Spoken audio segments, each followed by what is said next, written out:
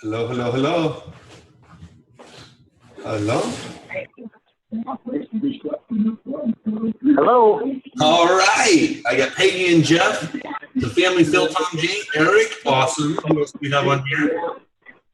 We have 425-205-0024. Whoever that is. Craig. Craig, it's good to hear you, Craig. All right, I'm gonna go ahead and put everybody on mute. Craig, I don't know which is the easiest way. I'm gonna change your name on here to Craig just so I can remember it.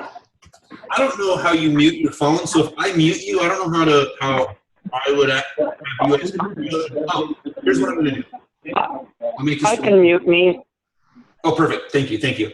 If anybody has any questions, let's go ahead and put them down here in the chat, down here, down below. And I'll be able to answer them live. Let's see here. It looks like everybody else just went on mute, which is great.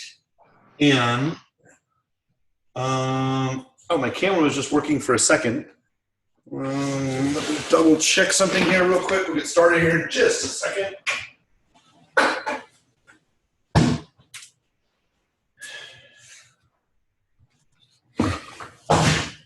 All right. There we go. We'll start video. Hey, everybody. It is great to see you here. I'm glad everybody's here tonight. I got a lot of stuff I want to go over, and it's really going to have to do all with your stuff as well, too. So it looks like we got a recording that is up and running, which is great. Let's see. Can I do – oh, yeah, I can spotlight video. Man, that is a big melon I got here. So welcome, everybody. Hey, it's great to see you. It sounds like everybody can hear me okay, which is great. I'm actually using a microphone, so I don't know what the heck that I have my headset on for. So really tonight, I've been running a lot of different split testing with video. I've been running a lot of split testing and light campaigns, some engagement stuff. I want to go over some of these strategies with you. But what I'm really curious right now with everybody on the phone, whether if you want to come off mute, you can do that, or type it in the chat area that you see down at the bottom. Well, first of all, I guess I should ask, I believe you guys have already used Zoom before, right? Has everyone used Zoom before? So everybody knows where the text is? Yep. Okay, great. Okay, Zoe, first timer, not a problem. I was going to say, do you know how to chat in text, which obviously you do because you typed it in there, so that is great. Nope, I'm a first timer, but I'm driving, so I can't really. Okay, yes, please. Interact on the line. Okay. Yeah, don't worry about interacting or watching a video or anything else. When you come to a stoplight, I'm happy to answer any questions you have. Thanks. Okay, great. Yes, please drive safe. Okay, great. So here's what I'd really like to go over is, if you don't mind, I would like to make this really entire call that we're going to have here and spend a couple hours together. I want to make it really all about you. I'll tell you about some of my split testing that I've been running, some of the things that have already started to work. But I would love to start taking a look at your sales funnel, landing page. Let's talk about your avatar marketing. Let's talk about your fan page marketing. Let's talk about some of the new video options that they have inside of Facebook. So I would love to be able to grab someone's Facebook screen and start to look around your account and even help you create some ads, create some strategy. Who here is ready to start running some content strategy that I can use you for a guinea pig and show you? Peggy says, I am game. Great. It's the first person to respond. Peggy, that is great. Peggy, do you know how to share your screen from here? There's a button down at the very bottom that says share. Yeah, I do. Perfect. Let me open up my Facebook account. Not a problem. I think someone's spinning plates in the background. I think that was it. Maybe not. Actually, can you? How do I mute myself? That is a good question. I'm going to be turning on my vehicle. It's going to get noisy, so I want to mute it. It is okay. I will right-click and mute you, and then I'm not quite sure. Craig, actually, you know what? Here's what I'm going to do. This is Ellen. This is Ellen to be unmuted. To be muted. Actually, Ellen, could you mute with your own phone, because I don't know how we can communicate. Unmute you later when you want. Okay. I always mute myself by accident. Now I can't find it on purpose. What kind of phone do you have? An iPhone. It should be obvious. Yes, look at the number that you dialed into. Like the green bars at the top, you'll probably have your number. Right. Yeah. Click on that green bar. It'll open up a black screen. On the left-hand top side, it says mute. No, it doesn't. It just says hide. the mute button is gone. Mute I button. may have to hang up because I can't find it. That's okay. The Yeah. gray screen you're on with an iPhone has a mute icon. It's where the speaker or keyboard mute, and there's a mute. Yeah, you'd think so. There always is when I don't want it. Okay. Otherwise, I may have to just get off because I'll be That's noisy. good. I'll go ahead. No. I'll go ahead and mute you now so you can go ahead and listen in. Okay. And then what you can do is I'll unmute you in a little bit as you figure out how to mute your phone. You can just keep me muted. That's okay. Okay. Not a Thank problem. you. Of course. There we go. All right. Well, that was maybe I muted the wrong one. Okay. So in the background, we have the dogs in the background. Who's that? Yeah, that's us. Sorry. Hey, that's you. No, that's okay. If it's your dogs, I know you're not bothered by it, then I'm absolutely okay by it. Not a problem at all. Okay. I got dogs too, so when they bark, I'm like, that's what they do. Like, they're dogs. They're supposed to bark. Right. And they're locked in the bedroom, so I can't get them out any further. Yep. All right, I'm going to stop my video just on my screen. The reason is because I put your ad account full screen on my other screen. Otherwise, you'd just be looking at the side of my neck all day. Okay, so let's take a look at what we got here. Okay, so Restoration Family Trust, remember this, great. 11-cent website click, great. So here are the initial things that I'm going to take a look at, okay? So I would say I don't know anything about your account, which isn't true because we work on your account usually when we do this. So this is great. Here's what I'm seeing initially. 8,200 website clicks, absolutely unequivocally quantifiable, right? 11-cent website clicks, great. Relevancy score 9. So to be spending this much money on traffic where you have a relevancy score of 9 shows me that I know that I can scale more traffic, which is great. I also know that when we've talked about this before, that your estimated daily reach for your current spend right now is only 6,000 to 16,000, and you could run all the way up to 17 million. So I think if we looked last time, couldn't we spend something like $30,000 or $40,000 or $50,000 and still not reach? Yeah, it was a huge number. Yeah, it was a ridiculous number. So these stats look really good initially.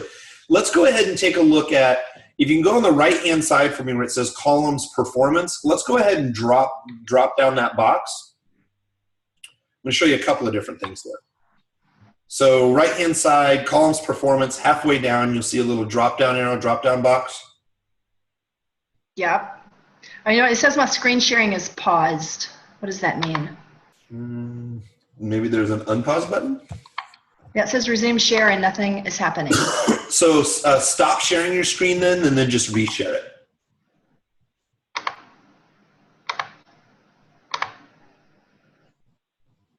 It says you start. Okay, great. Okay, great. Here we go. So let's take a look at performance and clicks. So it's going to be like the 4th or 5th option down. It still says it's being paused. Why would your screen be being paused? You're viewing your screen. Why would your screen be paused? So is there, okay, hang on, let me play with this for a second. This will stop the other person's screen from sharing. Yes. Ooh, I can do a whiteboard. Never even knew that. I'm going to draw you a Picasso. That's great. Okay, so it will pause. And then I hit unpause, and it should share my screen again. So now you're seeing my screen again. Right. So if you click share screen, you have to stop sharing. Oh, because I'm the moderator. Okay. Now go ahead. Okay. Nope, it still says you're sharing. See, now I see your screen right now. Oh, okay. So if you move your mouse to the right. Yeah. Do you see it? No, I don't see the screen. See, like I see your screen, but I'm pretty sure I see the exact same image of your screen that you originally had.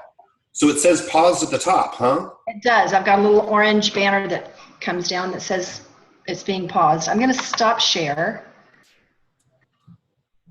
By the way, I really like your initial numbers so far, so I'm really excited to look at this. This is like This is like inappropriate Facebook foreplay. That's what we're going to call it. Right now.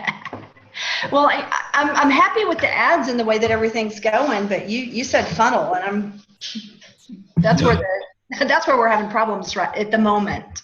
Okay. Well, we're going to look at all of this. I'm trying to think of a way. Which way? Let's try this. Now try it.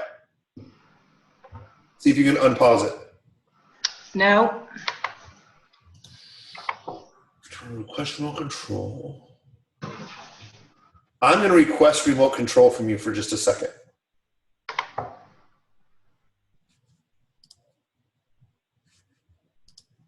Okay, now it says... Oh, you can control it. That's fun.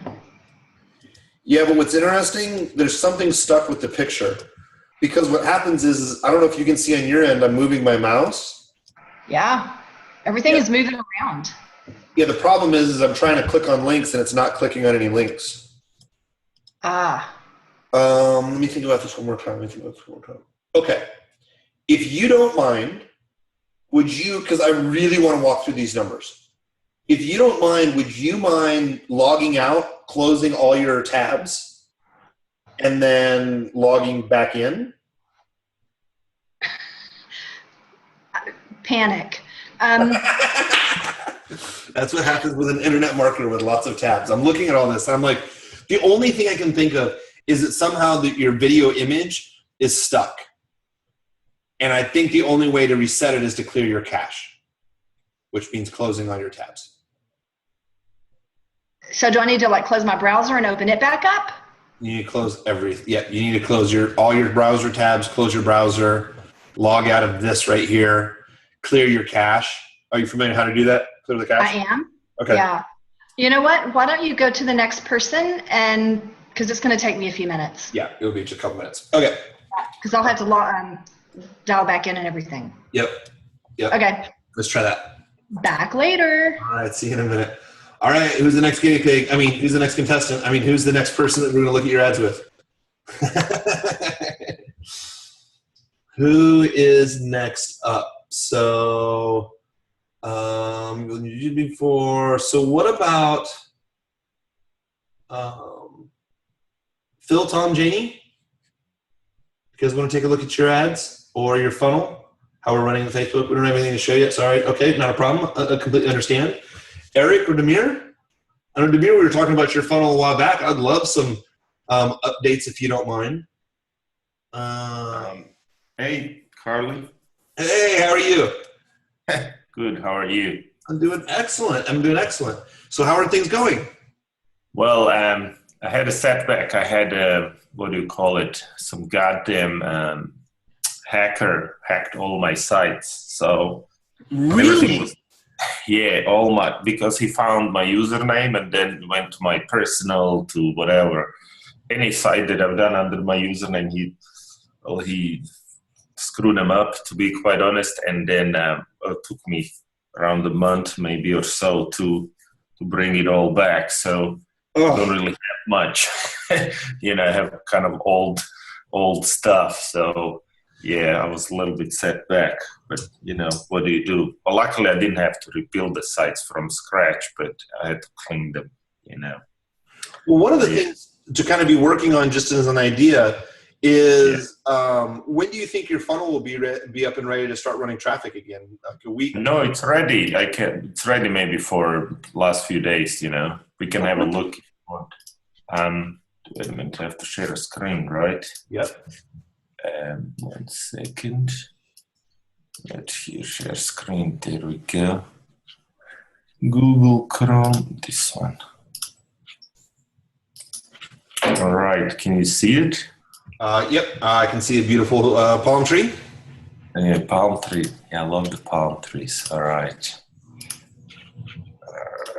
This page. 1 second. Yeah, so I had some proud hacker. He was very proud. He said, hacking is an art. It's not a crime. I was like, really? So like he got into your Facebook funnels and everything, huh? Yeah, well, I had, so I have to see what happened. I mean, I have a page now, it all works and stuff, but data is all that we're going to see. So, Yeah. you know, maybe, well, there we go. There we go. 1 second. What's this here? Yes, so this is all now.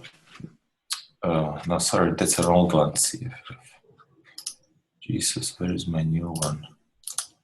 I had a couple of things. What did he erase there? Oh, Jesus.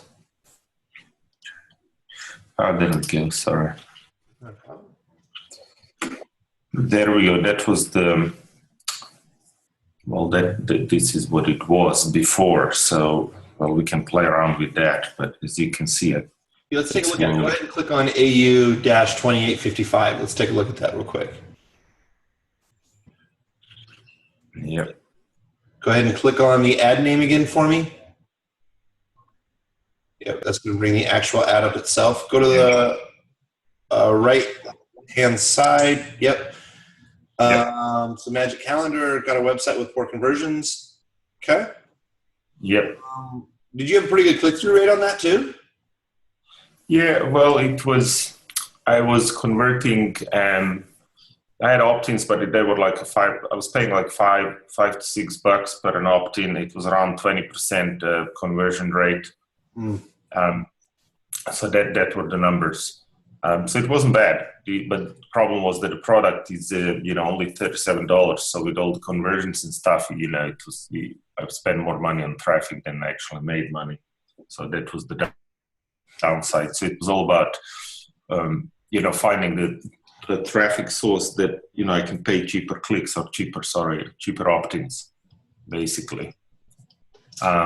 But one thing, what it is here, Australia, I was mostly targeting Australia. Australia is actually a small market, Right. That's the one thing which I wanted to move kind of to states and around the world. It's just a bigger market and it's still English speaking. Well, the question really comes down to then is, so a couple of things, 'cause I remember talking about this a little bit before. It is, number one, running likes to your fan page, right, to pre-qualify for the audience. So would you mind, if you go over to the right-hand side, that's where your ad is, click the little eyeball above the ads for the preview. I click on that. And then click on what says View Post Permalink with Comments, bottom right-hand side. Yep. Okay.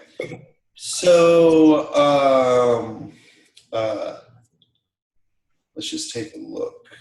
Great. Do me a favor. Can you when you click on the image, can you just right-click on it and open in a new tab so you can check out how it goes on the landing page? I think that was an old one. That was, I'll show you when, that was a webinar, I think. Now I remember. This is my site, but that was, this one was for a webinar. Yeah, that was the webinar page. That's an old one. And this is the one where you're getting $5 leads out of, right? Yeah, well, I had, I have this one. So I tested the webinar and I tested the actual, this page. They were all converting around 5 or 6, what do you call it, dollars, around 20, around, 20%. 20% opt in either tab. Yeah, so it was somewhere around that. I don't know, it's 21 or 22, but I know it was around 20, and that was kind of okay. That's good. That's not so bad. So that's what I remember now. I just can't show you exactly. So. Okay, so both of them were around 20. They basically both perform the same way, right? Yeah, and that was just for Australian market. So as I said, I didn't really test American or anything else. Right. Let's just talk just about the Australian market at first. So with the Australian market, you were getting $5 leads. Okay. Did you have anybody? Did you have anybody who bought your system? So on the webinar, on the webinar, no, but it's different. I got one-on-one coaching clients, so that was all right. But on this page, I only got like 2 people bought it. So out of 80 leads, only 2 people bought it, basically. So out of 80 leads? Yeah, out of 80 people in the funnel, only 2 bought it. So okay, so 2 people bought. How many? Yeah. Now let's talk about. Okay, so you had a webinar to sell it. How many people showed up to the live webinar? On the webinar, not many. Maybe 6-8 people. I had like 60 registered. 5-6 showed up, but then how should I say? These guys that didn't want to, because this is like a self-taught program. They wanted to work with me, so I sell them up in one-on-one coaching and stuff. So and how much did you sell the one-on-one coaching for? $750 a month. So it was $2,250 total. Yeah. So you made money off your $700 investment. Yes, I did. So let me ask you this. Well, if you didn't have someone hack your site, that would be somewhere where you still wanted to run traffic then. Sorry, you put in 700, you 2.5x your money. Yes. So yeah, I made money. So definitely definitely for a webinar, I was thinking if I would run more of them and do the same content or change it a little bit, by the looks of it, I could definitely make some money out of it. Okay, so you get $5 leads. You can make money with higher end coaching. You already did 2.5 times your amount of money, which is great. Okay. Yeah. So it could be maybe cheaper leads, but if they're $5 leads, that's fine. You're going to sell your $37 do-it-yourself program, or you're going to give them an option where they can hire you. That makes perfect sense. Now, getting them to the webinar. When do you start advertising for the webinar? Do you advertise on Sunday and then you have the webinar on Thursday? Well, yeah. To be quite honest, this is how it happened, just to bring you up to the speed. I was kind of finishing up, all these programs and stuff like that. So I said, okay, I'll just put an ad there and see if people buy it at all. I said, let me put a dummy webinar and see if people buy it, and then I'll do it. And then I've just, put it one day and people started to sign up basically like crazy. If I would put $20, I would, get people. They would spend my budget. People signing. If I would put $50, I would get people, signing to it. And then it was like, okay, now I have to create the webinar real quick. So that's how it basically happened. I actually went out to test it for fun, but then on the end of the day, it worked out. Obviously, attendance rate could have been, higher and all that.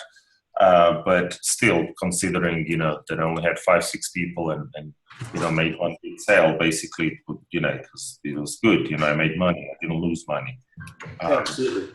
And that's how it happened. And then I was like, and then that took quite a bit of my time. I was like, oh, Jesus, I have to finish this thing and let me scale this thing. So I kind of said, oh, okay, I'll do some webinars later. I'll get this thing off the ground, and then I'll play around with webinars. But, this might have been a little bit wrong approach. If I could run a webinar maybe every week or 2 or something, it still brings me money.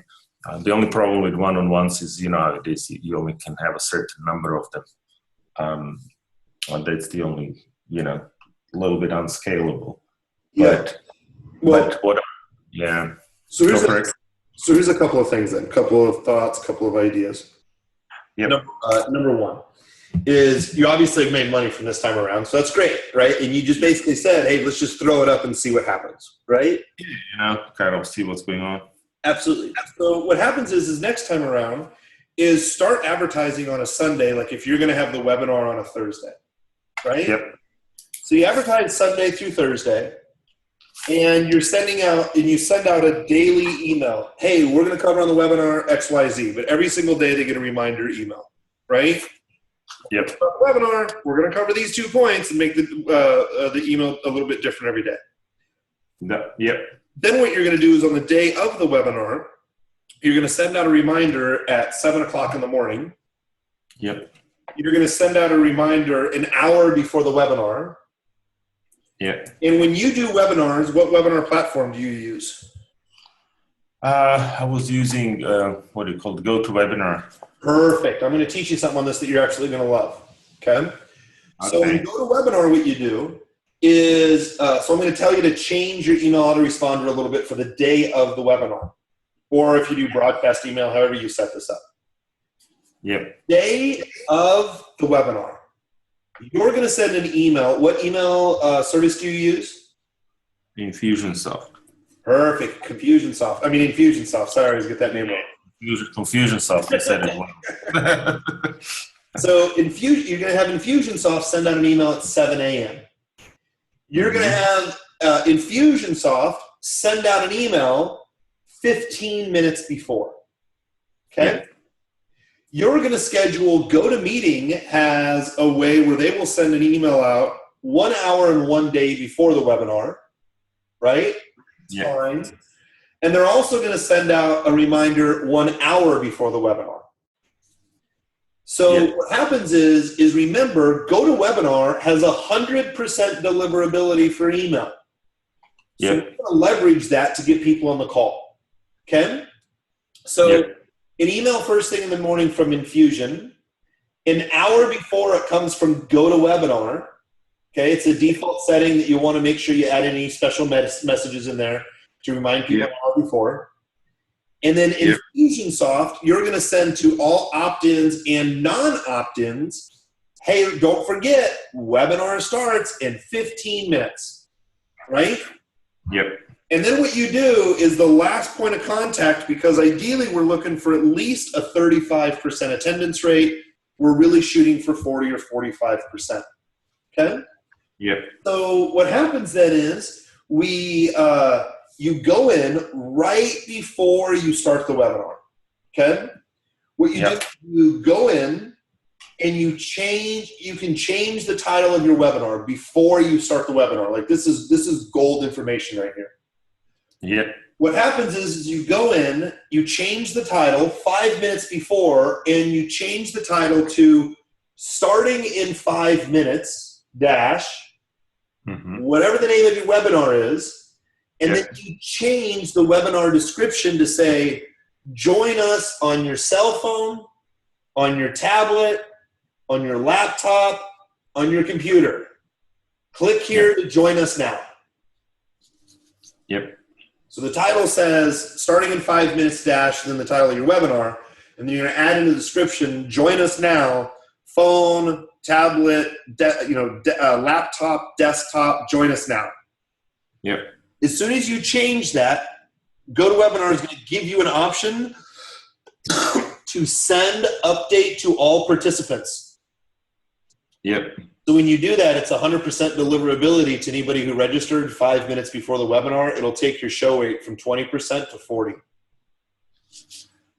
Got it. Okay. Got it. Yep. Now what's going to happen is if you do a webinar on Thursday, in my opinion, based off my experiences, I would give away, I'm sure Todd said the same, I know he said the same thing.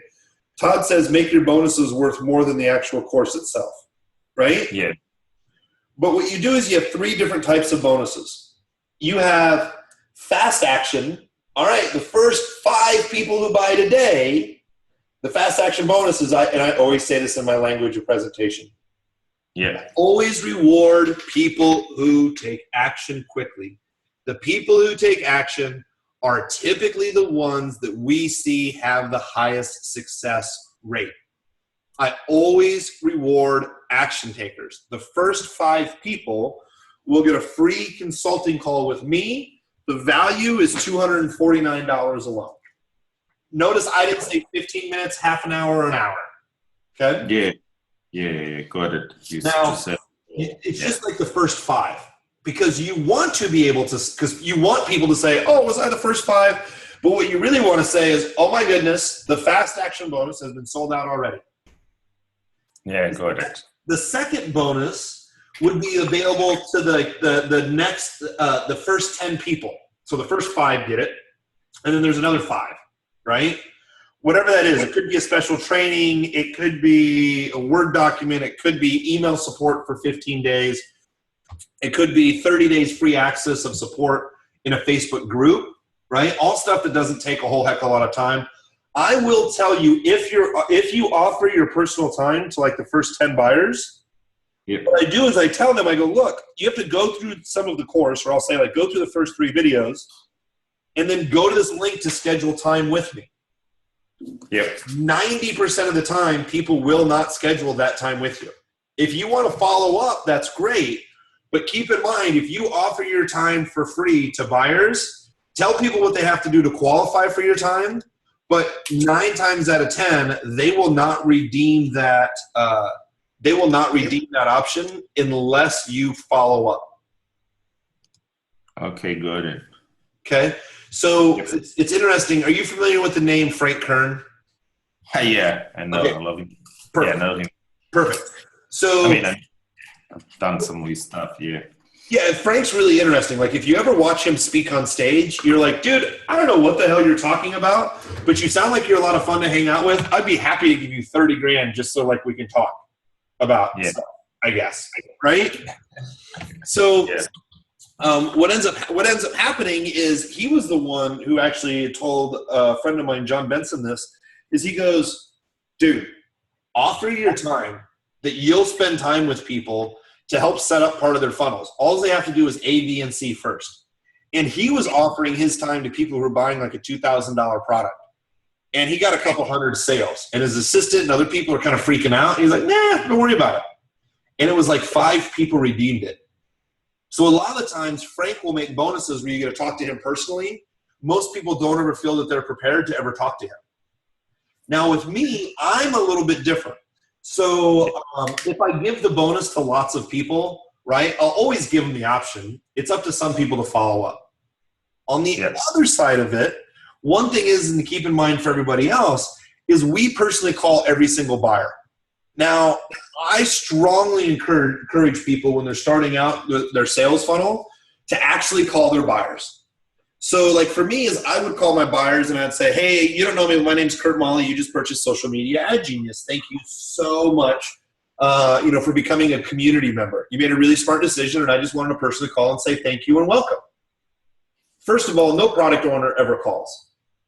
Second of all, people are like, oh my God, Kurt, thank you so much. Now I'm really careful because I don't say, hey, do you have any questions? I say, is there any way is there any additional way I can support you? Because I don't want a bunch of random questions and excuses. I want someone to say, it'd be really cool if in your course you had, or, Kurt, if you guys had like a 6-week program, it could really help me out and go step by step. From talking to those individuals, that's what started our 6-week coaching program for $2,500. That's what started my one-on-one coaching at $3,500, one-on-one coaching for $5,000, building out webinars for people for $10,000. It's because that's what our people told us they wanted because I was talking to them on the phone. Yeah. So I would encourage, especially everyone else listening here, that as you're first starting to sell, call all your buyers within 24 hours. Tell them thank you. Make sure everything's okay. This isn't a complaining hour. It's some time to get some feedback, and it's really for you. Very few people do this. This is really important. I had a guy, he's a master hypnotist and NLP master, Telman Knudsen. He said, Kurt, one of the things that you do naturally that attracts people to you that I've noticed is you always compliment people. Tell people they made a smart decision when they bought your product. Tell them thank you. Tell them that you appreciate them. Literally those three golden phrases. Thank you so much. You made a really smart decision. I just wanted to let you know I really appreciate you. Thank you. Not very many people hear that, and it builds you loyal fans. And then ask, hey, is there anything that you would like to see me do different? And then write down those notes. Now, that could be a time for you to talk about additional coaching. Like you said, that you had a couple of people who were like, I'm not necessarily interested in this, but I do want you to hire you instead of me doing it on my own. Right? Yeah. So number one, I talk to all your buyers. Number two, when you're following up on your webinar for the replay, let's say the replay ends on Sunday, right? Yep. Follow up with an email every single day. And this can be used for, by the way, anybody listening. This is literally the best way to do a webinar. Someone just paid us 10 grand to put together the entire webinar series for him, just like this. We helped him write the presentation, make it look pretty. And the very first time we presented it, he made $9,700. So now he has a full-time webinar, funnel, follow-up. They broke even on our initial cost, so everything's going to make now its profit. Yeah. So what we do then is for the replay. The replay, you're going to send the replay every single day and be like, at minute number 5, we covered X. At minute number 7, we covered this. At minute 12, we're talking about, like, give people a couple of bullet points of what you talked about in the webinar, why they should join. But this is also why you do the 3 bonuses. You can say, the fast action bonus for the first 10 people for personal coaching, that's already going. But we do have a few more spots left for whatever that other fast action bonus is. Mm-hmm. And the key is all bonuses and pricing goes away on Sunday. So it's not just pricing's going to change. It's not just the webinar replay is not going to be there. It's like, oh my God, the replay's not going to be here. The bonuses won't be here. The price won't be here. Everything changes on Sunday. Sunday at midnight. Yeah. And then Sunday, you send out 3 emails. You send out one at 8 a.m. local time, and then one at 6 p.m. Hey, there's only 6 hours left. And then one at 9 p.m. So 3 the last day. Yep. Now, most people will not send 3 emails. They will not send a daily email. And those people are the people that don't have people show up for webinars, don't understand why webinars don't work for them, and never close any sales. Yep. So we do that, and I'm happy to walk through a little bit of the presentation for what Todd and I set up, which, Todd and I set up, and by the way, I did this just recently that worked out really well. Todd will do interviews with people and then have a webinar. Like, he'll do interviews with people on Monday, then have a webinar on Thursday. Have you seen him do this before? Yes, I did. Well, I follow all his stuff, so. Exactly. So, like, for example, here's the deal. Like what I just did we had a webinar with a guy who does Google pay-per-click. That's who we built this whole webinar for. Yeah. And what happened is we decided to start running ads and email our list and say, oh my goodness, we are going to have a free interview on Blab with Jeff talking about Google. There's no opt-in required. Just click right here on Blab. And then we had a Blab interview on Monday. And then halfway through the interview, I'm like, oh my goodness, we would love to have a webinar. Would you come on, Jeff, and have a webinar on Thursday? Jeff's like, I'd love to do a webinar. And again, you can say webinar or Google Hangout, right? Or I'm sorry, you can say we get to do this through Blab or Google Hangout. Yeah. And we get people to opt in for that initial interview. Well, we send that interview replay while people are registering for the webinar or before the webinar comes up, so they have a little bit of additional content. Yep. And then when the webinar happens, we're only sending the replay out of the webinar, obviously, and saying that the bonuses are going to close. By the time that the bonuses close, we have retargeting set up for the people who opted in to make sure they're watching the replay. Heck, even people who went to the landing page didn't opt in, I'm going to retarget them to make sure they go to the replay as well, too. Yep. So now what ends up happening is if you do like a joint venture or if someone interviews you, you have someone who edifies you, talks about how great your program is, what you're doing. They've established rapport with you because they've watched you now for a couple of hours. It's a great way to A, increase your buyers on the front end. Yep. And then B, what I would do if I were in your shoes, after the webinar closes out on Sunday, I would send an email out like Monday and Tuesday that basically says, hey, the response was overwhelming. Thank you so much. We sold out of all of our fast start bonuses, but some people wrote me to get one-on-one special consulting or coaching or whatever you want to call it. I like to call it consulting. If you're interested in this option, listen to these 2 testimonials or read these 2 testimonials. Like you may have testimonials from your first 2 guys, right? Yep. Fill out the short application to see if you're right for one-on-one consulting. And I would pitch consulting for 2 or 3 days after you close out the webinar. Actually, I do it for 3 days to be exact. Yep. Now, after those 3 days, I would look, because right now, if we start a webinar promo on Sunday, let's just say Sunday is for January 1st.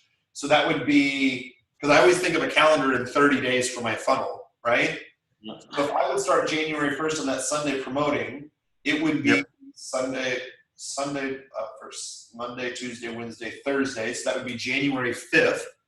And then if I closed it out on Sunday, Thursday, Friday, Saturday, Sunday, that would be January 8th. So that's my 8-day follow-up. And then if I have, if I do the coaching thing for 3 days, that's now 8, 9, 10, 11. That's 11 days. So I still have 17 days left. I still have 19 days left in the month. Right? So now what I want to figure for those next 19 days is, okay, I've already done my webinar. I've offered the coaching. You're not going to offer a payment plan because it's super cheap. Now the next thing is you think of over the next 18 days, what other A, programs do you have that you can offer, or B, affiliate programs for the time being that would tie into what you just taught on your last webinar, whether they watched it or not? Well, I actually have something, when all this hacking thing was going on, I actually made a, much deeper version of Magic Calendar. Well, I call it, I took this from Todd, Magic Calendar Partnership Program, which is much more in-depth, it goes a lot more in marketing and stuff like that. So I do have actually an upsell, and it's made in the same way that, you got your videos and all that, and just have a, group coaching call like this one once a week. So I actually have something that I can upsell to. And how much is that? I'm selling it around 500 now, like kind of a 6-week course, so with, all the stuff, whatever that's in. So, yeah, I mean, I can adjust the price to anything I want. It's not a problem. Well, I mean, that's the thing then is that's a great upsell, but that's also something that you add in after the personal coaching then. For another 5 days, add in about your 6-week coaching program. Yeah. That's what I do, because what I do right now is we have,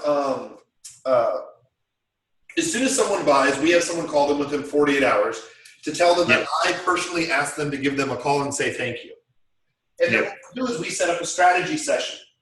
Now, we say that all buyers get this. We say for a fast action bonus, if you're one of the first 15 buyers, you're going to get, everyone is actually going to get it. But we just tell people only to get to the first 15, right? And then what we do is I have a salesperson that calls every single one of them and says, hey, I'm calling on behalf of Kurt. We wanted to say thank you very much. We appreciate you. Hey, I wanted to schedule some time that we can spend together just so I can review your funnel, some of your ads, see if I can give you some additional creative ideas. Yep. Now what ends up happening is when they're on the phone, my sales guy will talk to them for, half an hour or whatever.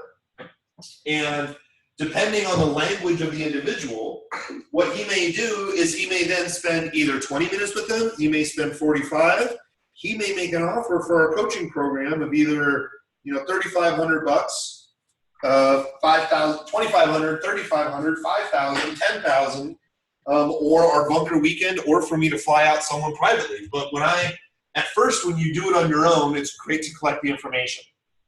Once you eventually get to the point where you have someone that's helping you out with some of the sales calls, even just setting an appointment like, oh my goodness, Brian, thank you so much for buying the product. Kurt wanted me to personally call you and say thank you. Brian, Kurt would like to spend some time with you. Let me help coordinate this on your schedule.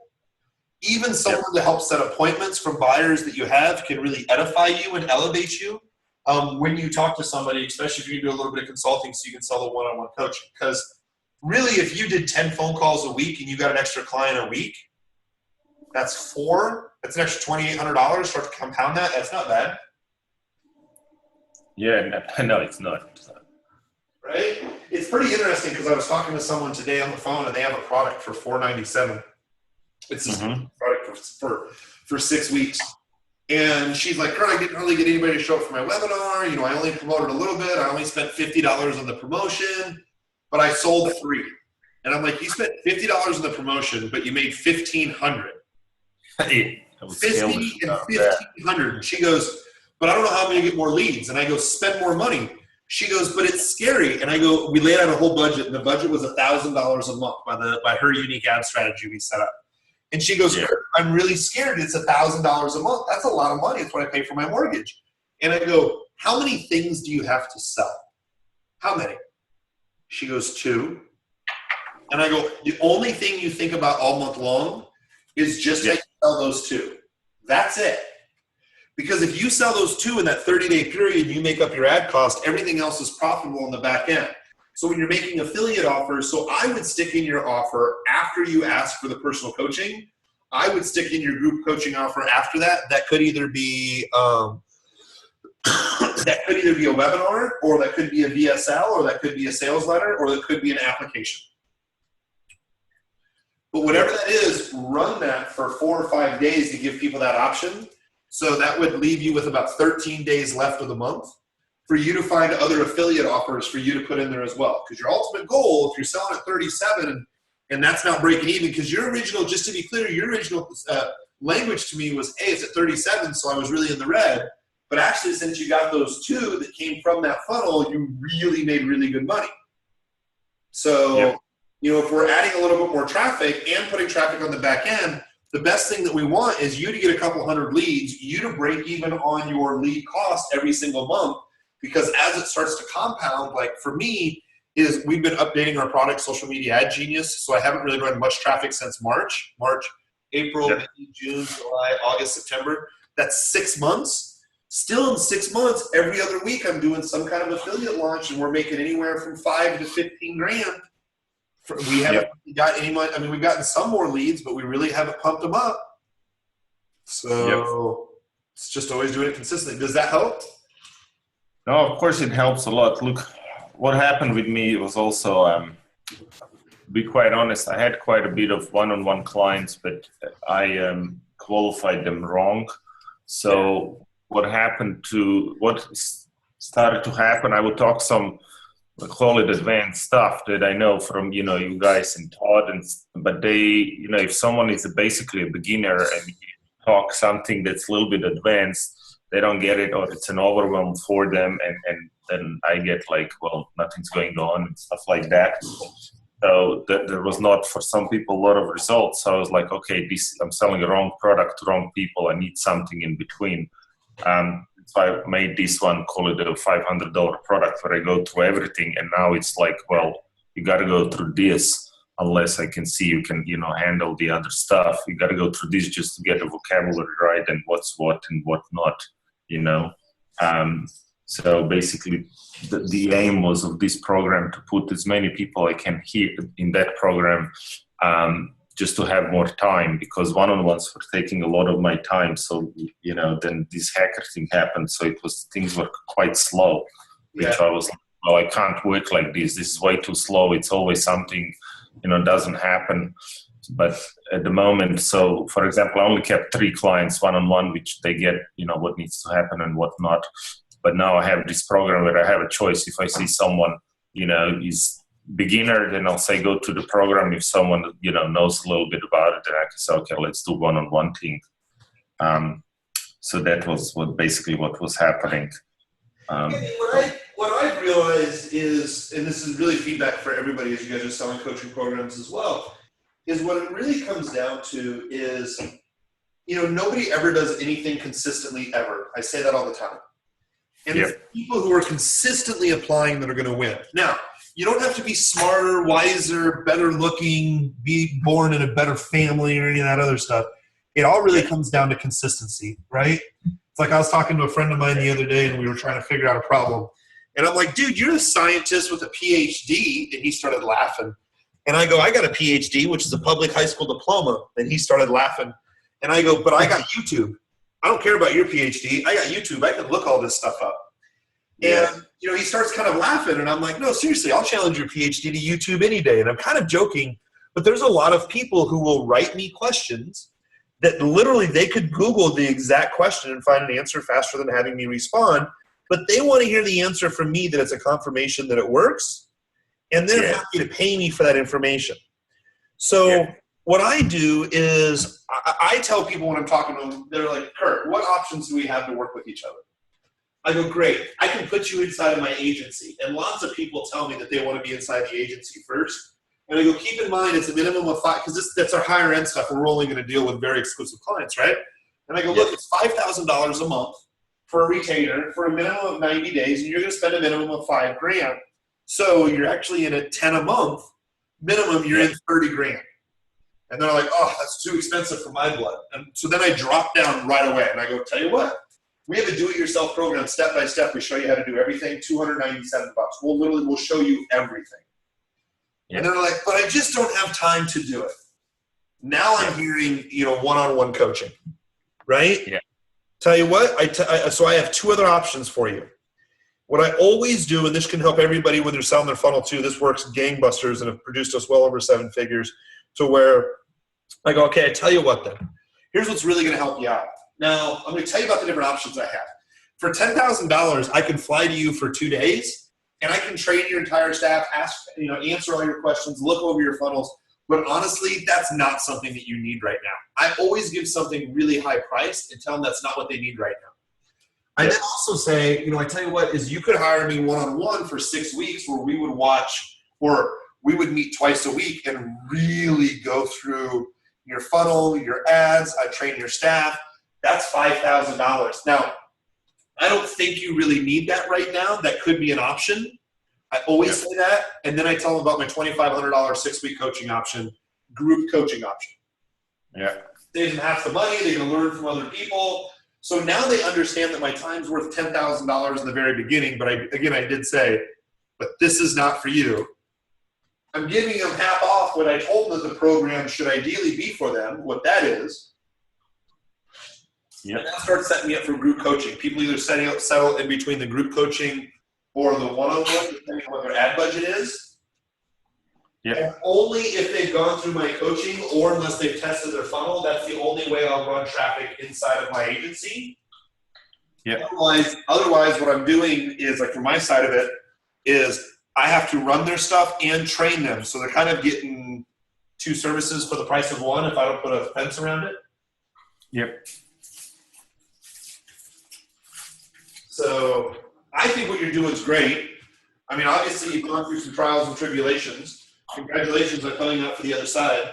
I'd start running some test traffic to get them to the webinar and thinking of what does your funnel look like, once you're done with the webinar. Now, one other idea, just kind of go over webinars because I don't know, maybe I spent a lot of time on it recently, is one other thing would be, a friend of mine, I don't know if anybody knows a guy by the name of Steve Jaffe. He's brilliant. He works a lot in the online money-making niche. Steve is Ivy League educated, 2 different schools. He's brilliant. Now, what Steve one time told me, he's like, Kurt, look, he closes really well on webinars. And he goes, Kurt, look, my first webinar will close anywhere between 2 to 3%, which is average for cold traffic. Not bad. 2 to 3%, cool. And then Steve goes, yeah, Kurt, but here's the thing is, on my second webinar, I'm closing 3 to 4%. My third, 4 to 5. My fourth, 5 to 6. My 5th webinar is 6 to 7. And I'm like, whoa. Wait a minute, 5th, 6th webinar, like, what are you talking about exactly? What he would do is he has a new webinar he does once a week. And what he basically does is he changes the title, changes the first bullet point, and that's it. Webinar is the exact same week number 2, 3, 4, 5, and 6. All right, go ahead. He's tested this with thousands of opt-ins. No one has ever said, hey, Steve, this is the same webinar every week. He gets tons of emails that say, thank you so much for giving so much value on your webinars the last couple of weeks. I just purchased because something that you said, again, the exact same webinar where he changes the title, he changes the ad to get to the webinar, and he changes the first 2 bullet points. Everything else in the webinar is 100% the same. So I'm telling people as they're testing out funnels, and you're kind of curious, you're testing out webinars, just keep running traffic to, it's the same webinar, you just can change the title and the ads, and just keep running webinars. And then the rest of your funnel is all kind of starts to work itself out. Yeah. I was just telling some girls last night that they have an online funnel of how to quit sugar. And they're like, well, we got to figure out how to make automated buyers. And, we got affiliates. We got to make sure we track. And I'm like, you guys don't have hundreds of affiliates yet, or you haven't really sold anything yet. So just run a weekly webinar, keep on running traffic. Within 6 weeks, you're going to have some really good stats. You'll have some buyers and some opt-ins. And then you can worry about setting up all the automated stuff. Yeah, got it. Yeah, to be quite honest, I think this new group thing will save me a lot. I was just became time poor, you know what I'm saying? With all the other stuff and this and that, I was like, I need something, Yeah, I think like for us, like one of my biggest ahas is when we decided to finally do group coaching because our customers had asked for it. We decided to do group coaching. We're like, okay, let's go ahead and make this offer and let's see what happens. And what ended up happening is we got, what was it? Because we made a sweet deal. I think we got something like 70 people on the call and 30 people ended up buying, but it was a first time price. It was $2,000. But $2,000, 30 people buying, that was $60,000. That's $60,000 paid salaries for 6 months for us to hire 3 more people who knew how to program some of this stuff, write some of this content. That's what got us our first payroll. Yeah, awesome. So, yeah, I like it. Look, what I've done is also, how the world changes when you apply stuff that I said, okay, something's not working, I'm going to go and do research. So I actually went to and researched what do people miss about, internet marketing and all this kind of, books and stuff. And I found one thing, which I hope everyone can hear and use. I found that all of them were missing, call it a practical advice, and which is kind of the stuff, which I sometimes miss, well, depending from who. But, when, like in these calls are great because you actually go to the practical team, So I said, okay, there's usually video training or maybe there is a call and many times it's not done. How would you do it? Like it's not done it excellent in, 6-figure formula. He called it over the shoulder. So you would go and see how he has done stuff. So I've added that in and, we'll see how it's going to go. But a lot of it is based on that. A lot of it is based on that practical advice because I realize that people are, how they are. They're just afraid to apply. They think they don't know. They can't imagine it, no matter how good is the video or how well you show them. So, yeah, we'll see. Yeah, that's exactly what it is. Like at the end of the day is when I start thinking about goals and stuff like that, most people don't move ahead is because A, they don't know what to consistently do. B, there's no one to consistently manage them to make sure that they're being consistent. And C, is they lack the confidence to make the decision that they look up on Google and go, hey, there's 3 different options. What do I do? And that's what people are paying for coaching all day long. Is they're paying for that. You just tell me what to do. Shortcut all the stuff. And people are definitely willing to pay for it. So, I was talking to one girl who teaches video marketing that she sold a program for a $75,000 coaching program. And I'm like, no way. She's like, and then she's telling me how she did it. And I looked at her and I'm like, let's be honest, between you and I, $75,000 coaching program. The only reason you got paid $75,000, let's be completely honest, it's because you asked, isn't it? And she looked at me and she started laughing. And I go, seriously? She goes, yeah, the only reason I got the $75,000 is because I asked. I never thought it was possible before, so I never asked for it, which meant I never got it. And I'll never forget that. Which is just providing the service to say, here's what I can help, and here's how we can move it. So yeah. Well, good. Did that whole session help out as we go walk through that whole thing? Yeah, of course, man. Of course it helps. This is a pure gold. Thank you very much. Cool. Get some. So keep me posted. No, I will. As I said, everything was, it was just to be quite honest, I had to restart. I work with my partner. She builds websites and landing pages. She does a lot of tech stuff. I'm more strategy. and we maybe 2 months ago we realized the clients we have are not the right clients. The guy that was referring us people that were the only people who had problems with systems were wrong. We would spend too much time doing one thing. It doesn't leave you another time for another thing. So I had to literally restructure the whole company, change lead gen totally. And then Hacker came as a cherry on the top, call it. Yeah. I was like, great. This is really not the best time of my life, but it doesn't matter. We turned it all around. This month is very good. Next month's looking very good. We are actually moving to Bali, so I'll actually have better internet on Bali than in Melbourne, Australia. Fiber optic, and have people helping me out there. So I actually bought myself more time and more peace. So I'm like, back in action. Call it. All right, let's do it. Less stress, more possibilities, more options. So yeah, it was a little bit up and down, but it's normal, I guess, for any of us, It is. So stuff like this is like, it's massive, it's invaluable, I just, I can put a couple of things at once to be working because I'll have time to do it and play around with it. Agreed. Yeah, thank you very much. What can I say? I'm a happy man. That is great. I'm going to run and I'm going to grab a drink of water here real quick. Peggy, do you want to come on out here? If that works for you. All right. Hang on, I'm going to run and get a glass of water while, if you don't mind grabbing the screen and sharing it. All righty. See if this works. Fingers crossed. Be right back.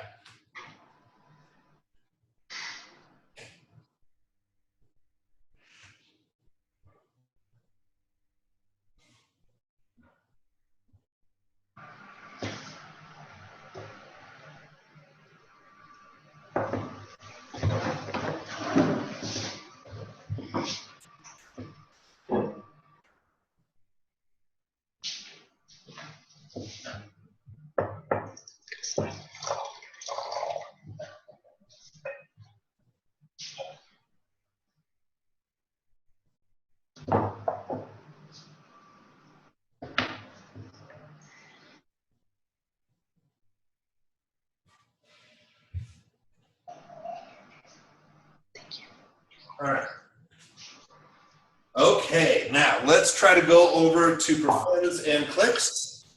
We already got that drop down, which is great. I can see everything move. This is great. All right, awesome. All right, so here's what's going to happen when I'm going to scale. Here's what I'm going to kind of scan across and tell you, without even looking at your stuff, the stuff that I like here real quick, okay? So I like that your frequency is at 1.34, lots of room to grow. I love that you're at 11 cent clicks, great. Relevancy score being 9 after getting 8,300 clicks, great. Click-through rate 4.7%, great. Scroll on through that for me just a little bit. Impressions, CPM, okay, great. Now, did you have, did you also have, what am I looking at? Oh, conversion pixel. Did you have a conversion pixel set up on the page? Okay, Yes. great. So let's go ahead and do this. Let's go ahead and drop down performance and clicks. Okay. Now what we're going to do is let's go to customize columns. Okay. All right. Now what I'm going to have you do is go ahead and on the right-hand side, delete everything that you see there. All the go ahead and click on all the X's. We're going to make you a customized report.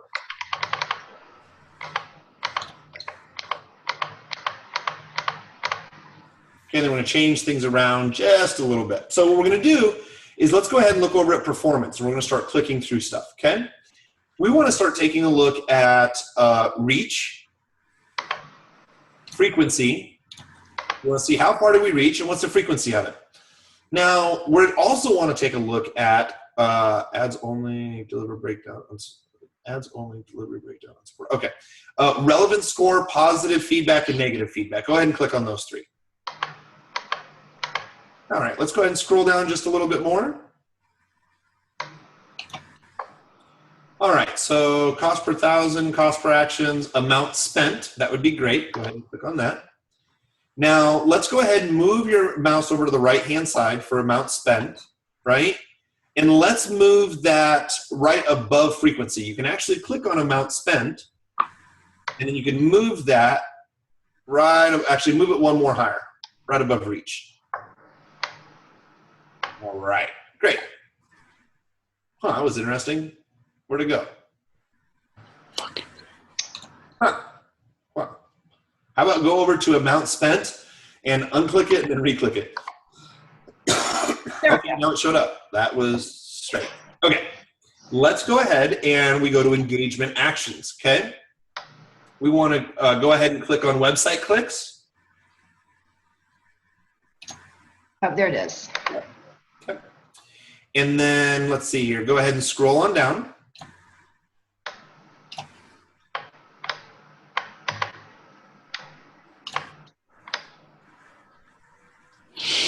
So, okay, so we're gonna do, let's see, is there any cost that we want in here? Cost per click link. Go ahead and click on cost per click link for me.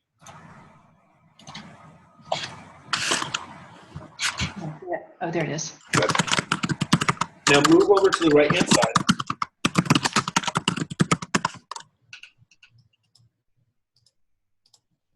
And then, oops. Okay. So on the right-hand side, the cost per click, move cost per click for me right below website clicks. There you go. Okay. Let's go ahead and scroll on down a little bit more. All right. Go ahead and keep on going. Go back. Okay, right here, website actions. Now, you're using the conversion pixel, right? Yes. So go ahead and click on leads for conversion pixel. Scroll on down just a little bit. That's the custom audience pixel. So you want to uncheck that one, and you want to do the leads for conversion pixel right underneath registrations. Yep. Okay, perfect. Now, just to be clear, did you name it the conversion pixel leads or registrations? Do you remember? I don't remember. Okay, so go ahead and scroll up then and click on leads and registrations. So it's right above leads. Go ahead and click. I think you maybe went up just a little too far. No, go back down a little bit. Okay, yep, you see where that check mark is for leads on the left-hand side? Or yes. in the middle? Right above that's registrations. Go ahead and click on registrations. Now scrolling down a little bit. Okay, so cost per, you can do, you can cost per lead and cost per registration, the conversion pixel. Now let's make sure these are lined up over on the right-hand side, okay? So there's cost per registration. Go ahead and take the cost per registration underneath registrations. Yep, one more down right there, perfect. And then you have leads, cost per leads, perfect, perfect, perfect, perfect, perfect, perfect. Okay, let's keep on the left-hand side, scrolling down a little bit. Now, do you have, I don't remember, do you have a buy pixel if someone purchases? Yes. Okay, great. Is that firing? It should be. Okay, great. Let's take a look at that. So we're going to take a look at, so we have websites. Scroll up just a little bit for me. I want to make sure I didn't miss anything right here. Okay, so we have websites, conversion value, purchase, nope. Search conversion value, no. Lead conversion value, no. Registrations, no. Lead conversion value, no. Scroll on down. Apps, keep going. We're going to go past events. Yep, keep going. All right, clicks. So we want to do cost per click all and click-through rate all. So that's fine. It's all aligned at where we want to go. And then scroll on down a little bit more. We want to do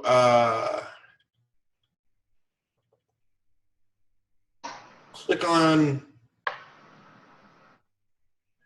So we have, let me think about this. Ad set name, ad set ID. No, I don't really need any of that. Scroll, click for me on the left-hand side where it says websites. It'll take us up to the website section again. Yep, right there. All right, so checkouts, conversion pixel. There we go. Right above leads and registration that you clicked on. Yep. Now scroll down below, and then we're going to have cost per action. So you're going to see cost per checkout. Scroll down just a little bit. There we go. Cost per checkout. Nope, that one's the audience pixel. We want to do the conversion pixel right below, right above the cost per registration and lead that you have down below. Right there. Okay, great. Let's go ahead and look over on the right-hand side here real quick, just to see how everything kind of lines up. I don't know what happened, but let's go ahead and remove photo views. You're going to see photo views. It's right underneath cost per click, right to the left. Actually, scroll back on down. Remove that. Now let's go from the very top on down. So go to the very top. So we have amount spent, great, reach, frequency, relevant score, click-through rate, cost per click, cost per checkout. So we actually want to move cost per checkout all the way on down below checkouts. Okay? Leads, cost per leads, registration, cost per registration, website clicks, cost per click for link, positive, negative feedback, checkouts. Okay, great. Let's move the positive and negative feedback. Let's move that up. So you're just gonna, hold it up, move that up past click-through rate. It'll move, yep, there we go. Move that right underneath relevancy score. Perfect. Okay. Yep, move that right underneath positive feedback. Okay. Now, sometimes this doesn't all save, right? It's just one of those weird Facebook glitches. However, what I want everybody to take a look at is the way that we're going to, save as preset. Go ahead and click on that. Type in the name, lead and sales report. Okay. So what we're going to do is, hang on before you hit apply. If you go over the right-hand side, I just want everybody to notice, we're taking a look at the ad name, how much was spent. What was the reach? What was the frequency? Okay, so we see the reach and frequency, great. And then if you could, thank you, perfect right there. And then we want to see, okay, from our reach and frequency, do people like our stuff, positive, negative? What does that look like? Well, we're going to know our positive and negative from obviously the positive and negative feedback, but also our click-through rate. If we have a higher click-through rate, we know that's going to affect the cost per click. It's almost like I'm looking at this in priority. Okay, so I understand my cost per click. Now, what is my lead conversion at? So if you could scroll down this just a little bit. So you have, okay, how many leads do I get? What's my cost per leads? Now, we don't know if you accidentally named it leads or registrations. So we're actually going to remove 2 of these here in just a minute. And then we're going to find out, okay, what was our website clicks, just to get people over to our website? And what did it cost us to actually get people to click on our link? That's what that CPC link is. And then how many checkouts did we get, and what was our cost per checkout? So go ahead and hit apply.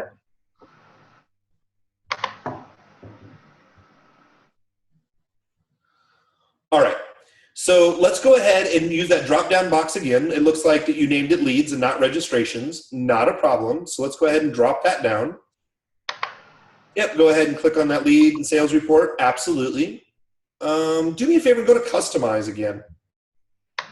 Drop down, customize columns. Yep. All right. Let's go ahead and remove registrations. So registrations, cost per registration. Now you're going to have to save it as preset again. So we're going to save it as a different, we'll just leads and sales report, which is fine. Hit apply. It should just overwrite it. Are you sure you, yep, replace, perfect.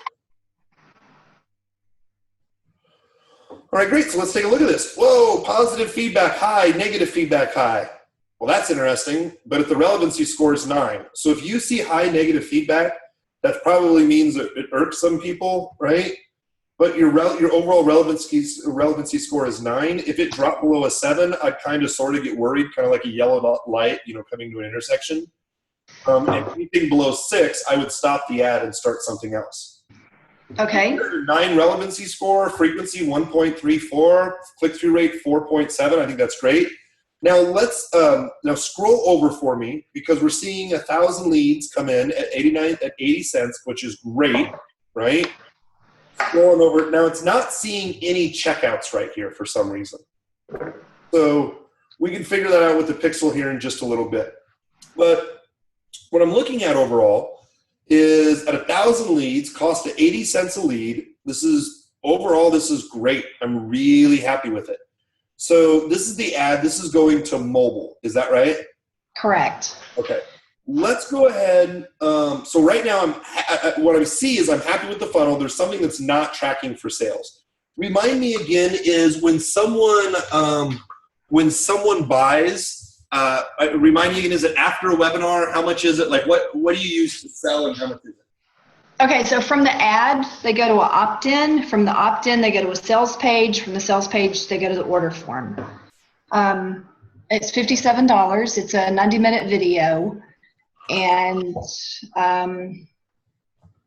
I'm selling more from my follow-up sequence than the straight ads. Okay, so that doesn't surprise me at all.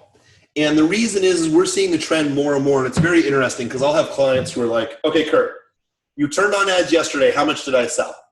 And I'm like, it doesn't really. It doesn't quite work that way. Exactly. So anytime that you can, I mean, especially because you guys are really talking about a sensitive subject. And obviously it strikes the chord with people if you spent, where is it? If you spent $879 and you got 1,000 opt-ins, there's obviously a lot of people that want this information, right? But it's such a sensitive subject. I would imagine any kind of email follow-up that you can send with a video where people get to know you personally and build that trust or build some trust through email, it doesn't surprise me at all that all your sales comes out of your follow-up process. Yeah, it's interesting. The videos actually don't do that well. What do you mean when you say don't do that well? Well, for example, my opt-in, we're converting at like 12.5%, which is not great, but it's better than the 5% that we used to do. Right. We put a video on the opt-in and it dropped down to 3.5%. Yes, video on an opt-in, no. I agree. So lots of people have told me videos on opt-ins have not worked for them for years. What I'm referring to really more of is I'm referring more of is the follow-up, like follow-up videos. Like, step number 1, like, a 2-minute video to get to know someone. Hey, I know what it's like. I've talked to clients like in your situation for years after they opt in to build rapport to assist in closing. How long is your follow-up sequence? It's eight emails. 8 emails, great. So I'm really curious, out of the $1,000 here, or $896 here, how many sales? 6. 6 sales. Actually, maybe a few more than that, but it's interesting. We totally revamped our order page, and we've sold 6 in the last 11 days. Total, we've sold 3, 6, 7, 8, 9, 10, 11, 13 total. Yeah. So what is it? 13 times 57 is what? I don't know. I know. I always ask that same question, and I'm like, I have a computer in front of me, a cell phone in front of me. I'm like, I should be able to look at this. Let me take a look here real quick.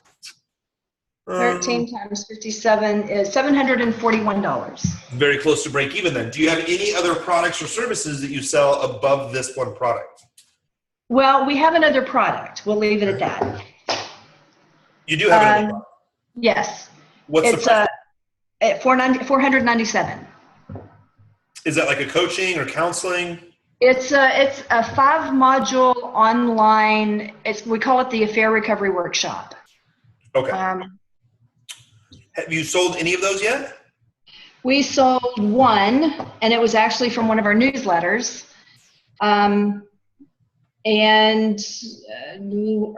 Earlier this year, maybe, we did one of the 4-day cash machines, and we sold 2 at $297? $197 or $297. I don't remember what we had it at. Okay. So, because one of those puts you over the top, right? Now, right. I am curious, because you said it's an 8-day follow-up process. Are there any other affiliate opportunities? Like, are there any other programs out there that would align with yours you could add to your follow-up process to recoup some of your head costs? We have not looked.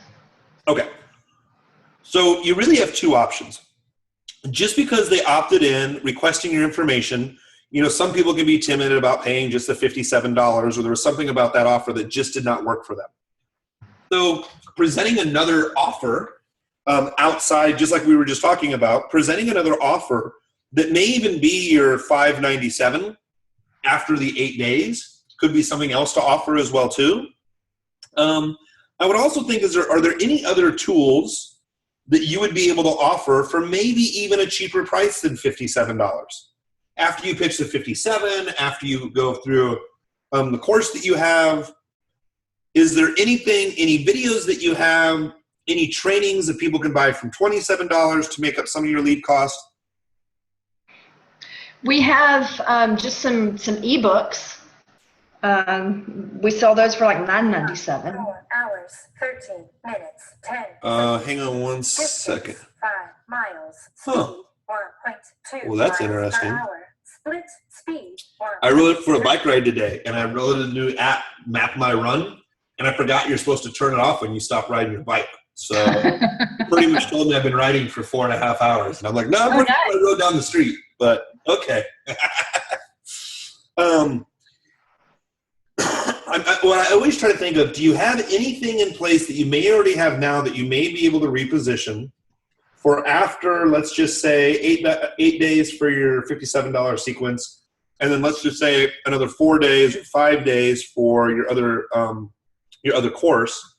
Anything you could offer for $27 after that? I'm trying to figure out how we make back your money within a 30-day period. So anything new you decide to create is 100% profit. We could. I mean, we don't have anything, but he's a content machine, so we could come up with something.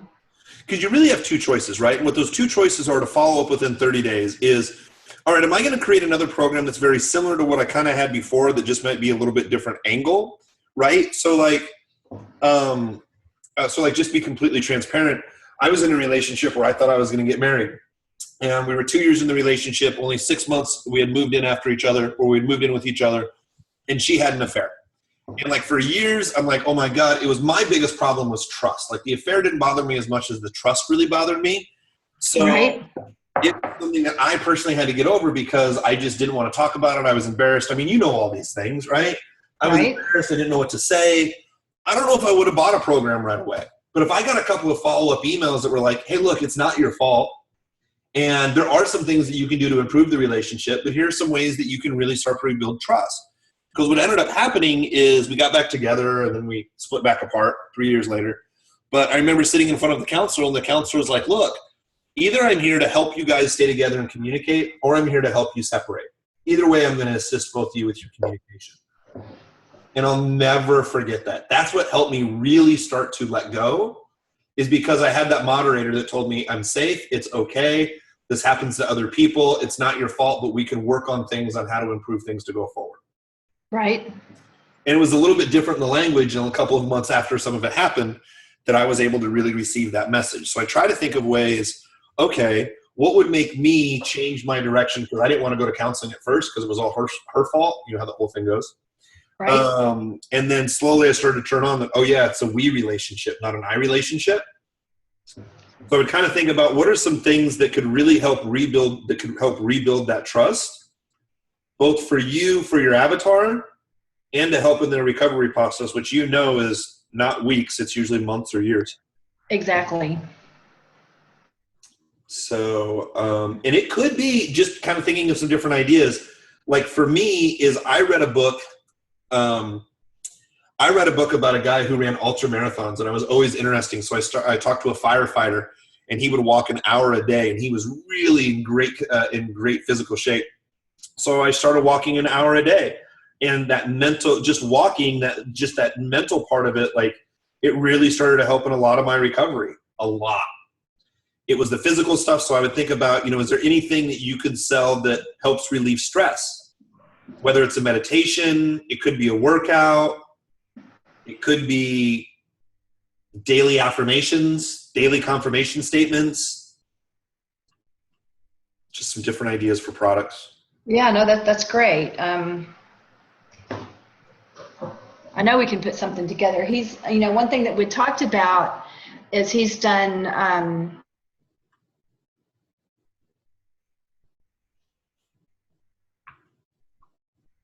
Are you still there? Peggy? Peggy? Can anybody else hear me? If you can type in chat real quick. And absolutely, Craig, I can absolutely get to you. Absolutely. But I want to make sure I didn't lose you all. Okay, so Craig says I can hear you. Okay. Anybody else?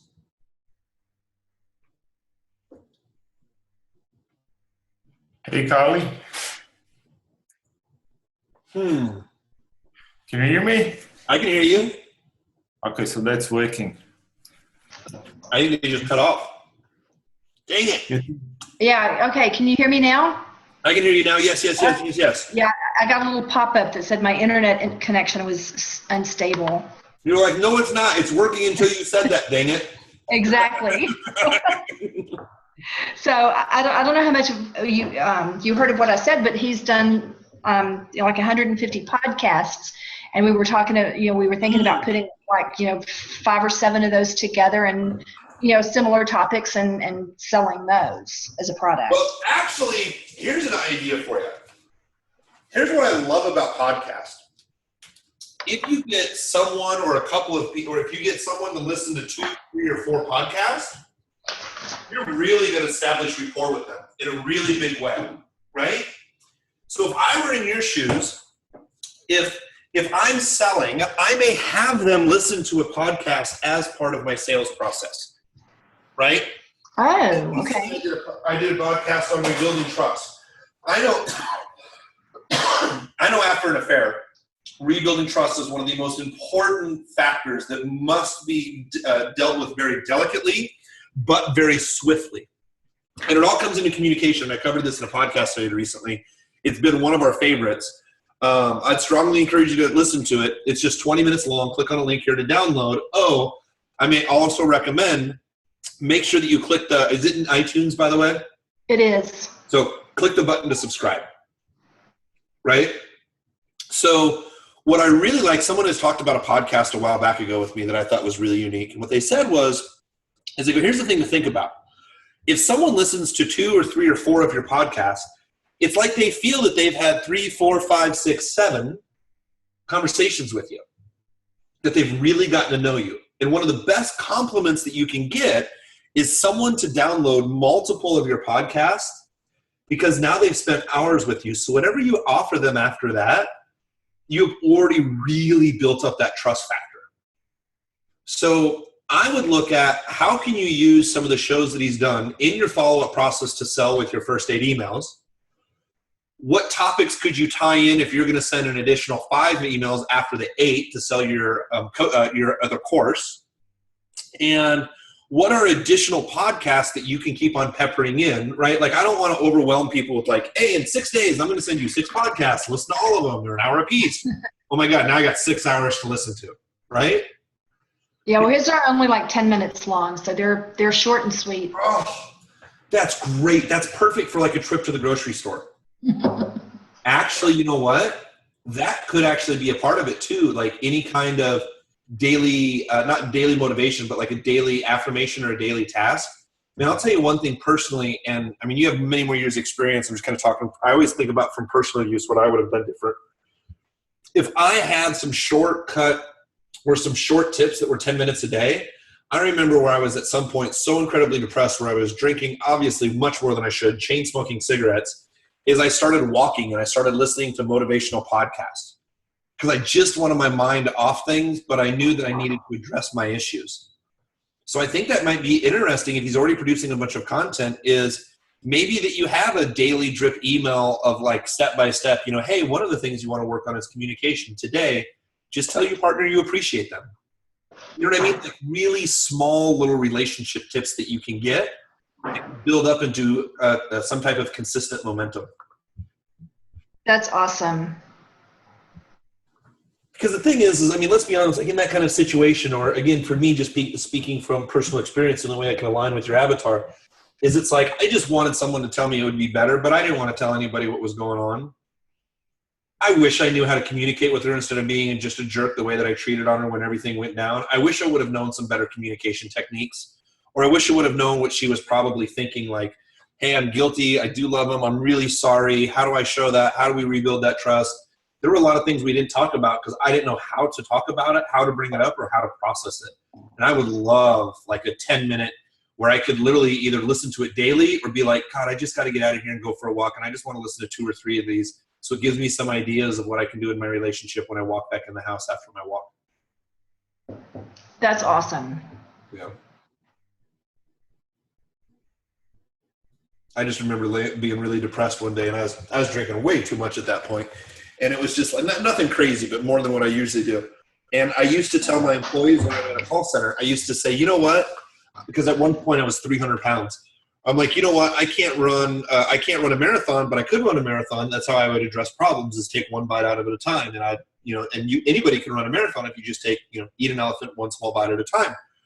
And Right. I lay there depressed, feeling like a hypocrite. And that was one of my motivational factors, that I'm like, wow, listen, I'm a hypocrite laying here crying about myself, crying about my situation.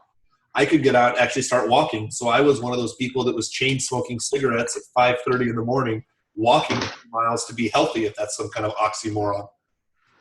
But because I listened to the motivational tapes and I listened to some of the other stuff, well, not motivational tapes, it was podcasts. But as I started listening to some of that stuff, I wanted to go a little bit farther. I wanted to build my goals a little bit more. And 8 months later, I ran my very first marathon. That's incredible. Yeah, and it was just, I lost 100 pounds in the process. I found a new girlfriend. My life changed completely. But I just needed those little reassurances and those little steps and those little points. I found them all on YouTube and podcasts, but I think you could put some of that stuff together to really lead people through some really great breakthroughs.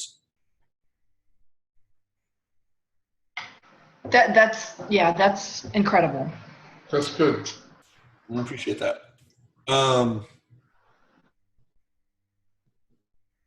Yeah, like a daily confirmation or daily affirmation, something that they can apply. Like I almost kind of feel that,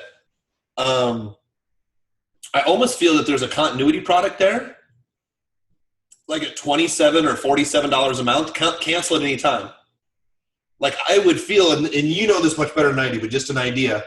I would feel for myself at 27 or 47 that says, hey, we're going to give you Monday through Friday, we're going to give you a 10-minute exercise to improve communication. Now, sometimes people stay with us for a week. Sometimes they stay with us for a month. Sometimes they stay with us for 6 months.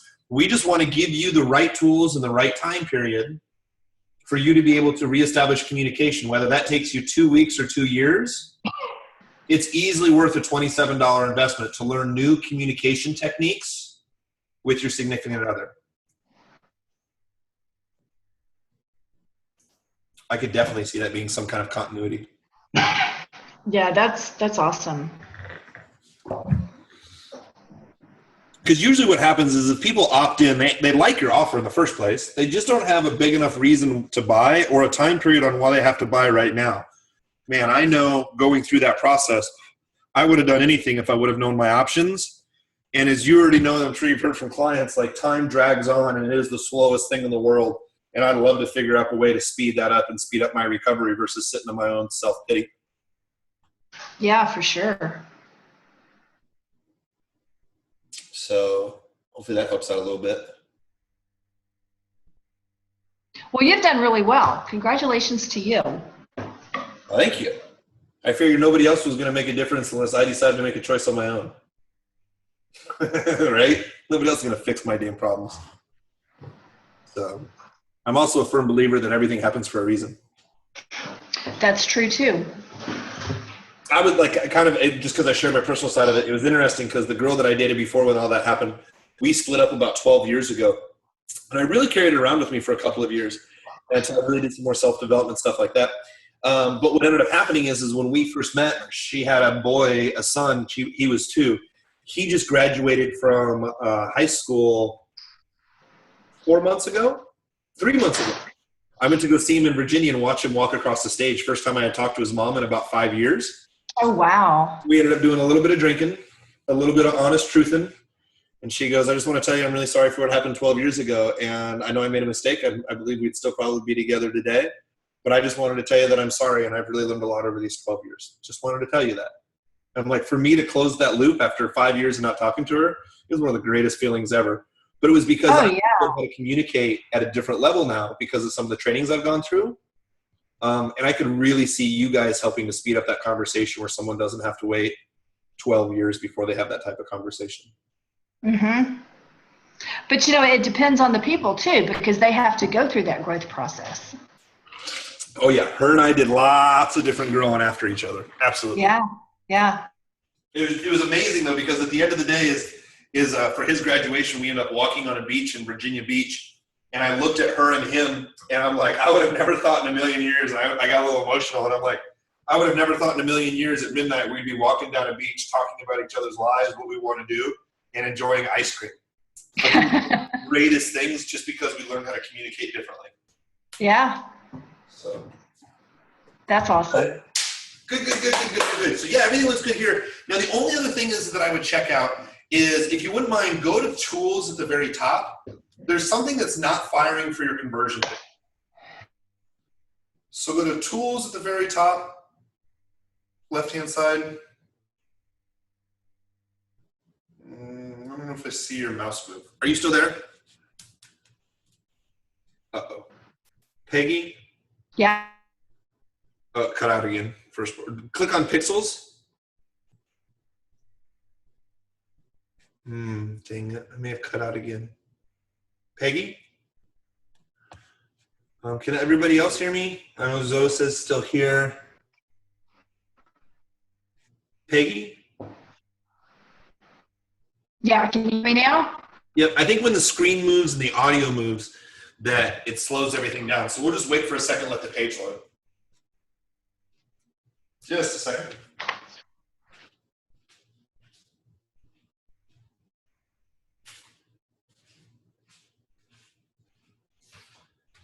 So I'm not seeing your page change at all. Are you seeing that at all? No, it's screen. That's okay. That's okay. Let's see what happens. Something's happening. That could be interesting.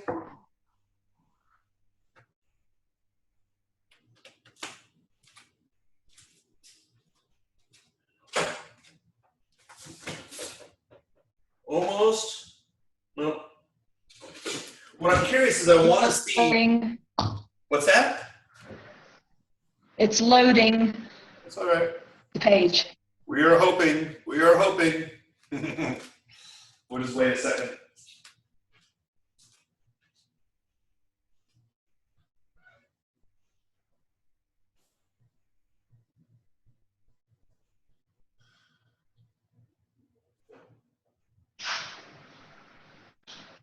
That's all right.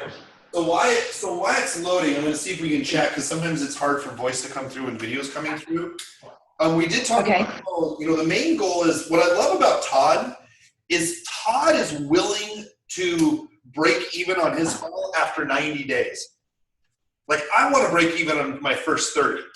What it shows me when Todd says, hey, I'm fine if I break even after 90 days, it's because of his other coaching that he has.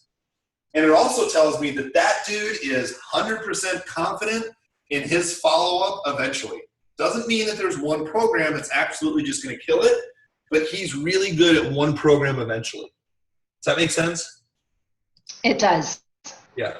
So when he's like, I don't care if I break even for 3 months, I'm like, I got a lot of respect for you. Okay.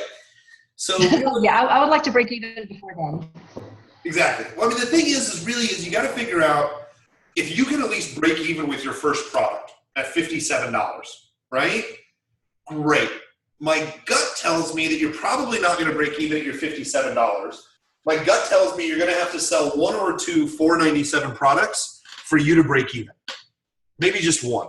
Right. But then any of your other follow-up, all that stuff is 100% profit. So for me, I would, Social Media Ad Genius, my program's $297. And I would break even, do a little bit better, do a little bit worse, but I was kind of like, I'd put $1,000 in, I'd make $1,100. Put $1,000 in, make $900. Put $1,000 in, make $800. Put $1,000 in, make $1,200. So even though I just went through the scenario where I put $4,000 or $5,000 in, actually, I was just reusing that same money. So what I really look for is I look to break even within that first 30 days, but then I'm also always having to look, okay, what other A, affiliate offers are out there, or B, what other products can I create that other people may be interested in. And I never want to stop A, running traffic, or B, following up with emails. So sometimes, just kind of like we talked about before, sometimes it's like, oh my God, I have 5 days left in the month. I'm still $500 short. I have to sell one program. What are we going to do? we got 400 new leads, or we got 1,000 new leads. Let's do a webinar. We're going to do a special webinar, a special training. You're going to change the language a little bit, but you're pretty much going to teach what you already have been teaching. And then if you sell 2, it's great. Now you just made profit. So the next time that you do anything, it's all profit with those new people. So Yeah, that makes sense. my gut tells me is I would run 1 or 2 live webinars a month with your audience, with some type of training webinar where at the very end you still offer the solution of your product of either $57 or your $497. Now, do they necessarily need to be live? You know, that's a really good question. So 2 ways I'm going to answer that. No, they don't have to be live, but in my opinion, yes, they do when you first start doing that. What a lot of people, like I was talking to some people last night, they were really concerned. They're like, okay, how in the heck do I get, turn my mic a little bit. They're like, okay, Kurt, how do I automate my webinar? And I'm like, does it convert? And they're like, I don't really know. And I go, you should do a webinar every single week until you start seeing a webinar that's like, oh my goodness, this converts, and then you put on an evergreen. I think what happens is in my opinion, is if you do an evergreen, a lot of people will do an evergreen, they'll send like 1,000 opt-ins through it, and they'll be like, I don't know if the evergreen was very good, I should redesign another website. Versus people have a higher probability of buying when it's live. So what I would prefer to do is I would want to get, like, webinars is one of the greatest ways to make money out there. Just because you send a couple of emails, you show up, 3 or 4 people buy live. I mean, just like we showed that guy Jeff from Google Pay-Per-Click what to do is like, all of a sudden within 90 minutes he made $9,500. There ain't nothing like a feeling of doing something like that, right? So Right. I would look at doing a live webinar even once a week, even if you change out the title and the first bullet point, like I mentioned that my friend Steve does. And then once you start getting the habit, is either you can have an evergreen on the front end, and every week you're running a webinar because you're going to make sales off of it if you're doing it consistently and you're going to get good. Or just run a weekly webinar, and once you find the best one, then put it on evergreen, then you don't have to do weekly. But I will tell you, if you're doing at least 1 or 2 live webinars a month that you are selling your product and service, you can always have the front end be something different, meaning the presentation can be a little bit different, but you're still selling the same solution. You're just presenting the information a little bit different way. I can see you doing 1 or 2 webinars a month that just absolutely clean up. That, you know, now you start putting $1,000 in, you're getting $1,500 out by the end of the month. So if you put 10,000 in, you get 5,000 out. Net profit. Does that make sense? Yeah, it does. So I'd be looking at how do I get more. Go ahead. Yeah, that a webinar is on the schedule. We were going to do one last week, and scheduling just kind of screws up. And then this week, tomorrow, we're going to Dallas, and that just kind of screws things up. So we just haven't set a date. We need to set a date and do it. Yep. That's the other thing, by the way. I'm just going to give you guys all kind of one other little secret that I tell people to do is I tell people on a regular basis, and I'm like, just set a webinar and sell by a webinar before you do a video sales letter, long form sales, blah, blah, blah, blah, blah. And they're kind of like, why? I think I can sell it better with a long form sales letter. And I go, here's the thing. Is if you start advertising on a Sunday, or you start emailing your list on a Sunday that you're going to have a webinar on Thursday, now you've just committed to the public that you're actually going to do something on Thursday. Where designing a sales page or a video sales letter, you could procrastinate on that 30, 60, 90 days. Nobody would know any difference. So I tell people, I'm like, you should at least do a live webinar twice a month, because you email your list or you post it on Facebook and you start running ads. You've already made a commitment. So once you have one opt-in, you have to deliver it anyway. So the reason I have people do live webinars is because they do sell better once you get good at it. But the other thing is it requires a public commitment, and you can't not fulfill on the date that you said that you would. True. So what? Okay, here's a question for you. We were for our webinar, we were thinking about actually doing a teleseminar and doing multiple ones until we found one that worked, and then creating the webinar from that rather than having to go through and do different slides multiple times. What do you think about that? Yeah, like for me personally, I could throw together a webinar pretty quick because I'm really familiar with PowerPoint and Keynote. But if you're talking about just doing a teleseminar at first, I think that's perfectly fine for the niche that you're in. There's a lot of people in your niche that have made a lot of money over the years just doing teleseminars. So if you started to do a teleseminar and you were doing that like once a week that you can do a boost post for, maybe it's an extension of the podcast, right? This week in the podcast, we talked about how to improve communication skills. So we're going to have, I would call it a telesummit, right? Versus a teleseminar or a teletraining. Okay, can I ask you to repeat right quick? Because right as you were saying, I think the system became unstable and We missed Peggy it. nearly had a conniption because she didn't hear what you said. Oh, I just gave you the best idea I think I've had all night long, but I can't remember what I said. Okay, so it's 6:45. I go back and listen to the recording. Sorry, let me sneeze here real quick and I'll repeat myself. Bless you. So really what I would think about is we were talking about the podcasts. The teleseminar versus or teletraining. Call it like a teletraining or a teleseminar, or not teleseminar. Telesummit. Thank you. Yes. So it'd be a telesummit, and what I would do, just an idea. So here's the way that we run fan pages and people like you that have content like you do. So what we do is we pick a theme for the month, right? Let's just say it's rebuilding trust. Let's just say that's the theme. Every single week, we break that theme down to a subtopic. So rebuilding trust, subtopic number 1 for week number 1 could be small, simple ways to rebuild communication. Now, your podcast that week could be about a small way to rebuild communication. If you wanted to do a telesummit that week, it could be all about keys and tips of how to rebuild communication. And then your posts on Facebook are going to be around rebuilding communication, whether you find a blog from some other site that talks about rebuilding communication, or if it comes from your blog or your video, you're being very succinct for the topic and the subtopics that you're talking for about the month. So it helps you start to see, the topic of rebuilding trust and communication was one of our most popular shows. Maybe that turns into a webinar for us.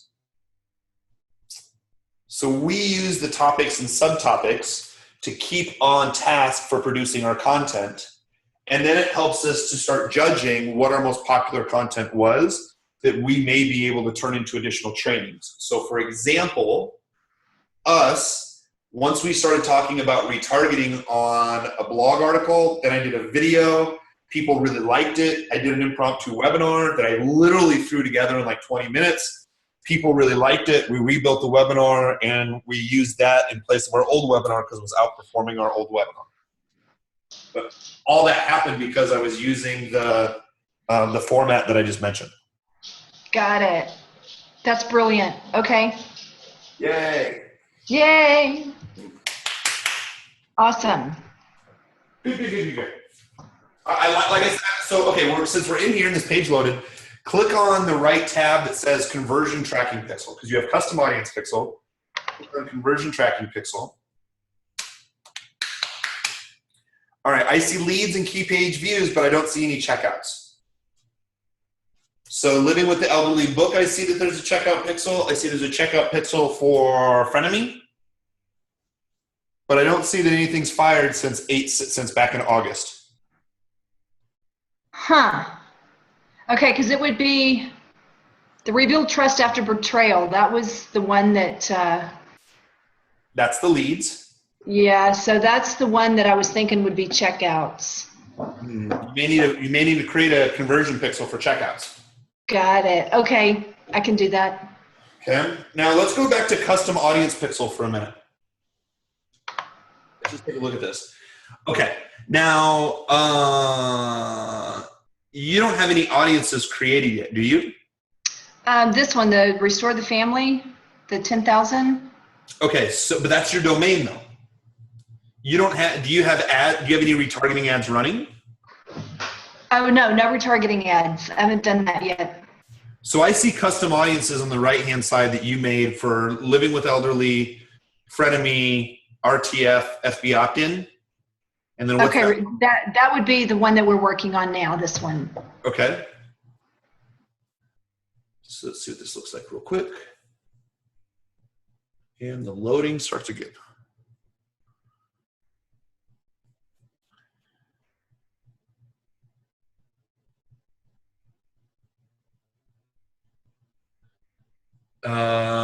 People visited URL containing trust in the last 30 days. Okay. Do you have an audience that you created to retarget anybody who landed on any of your websites?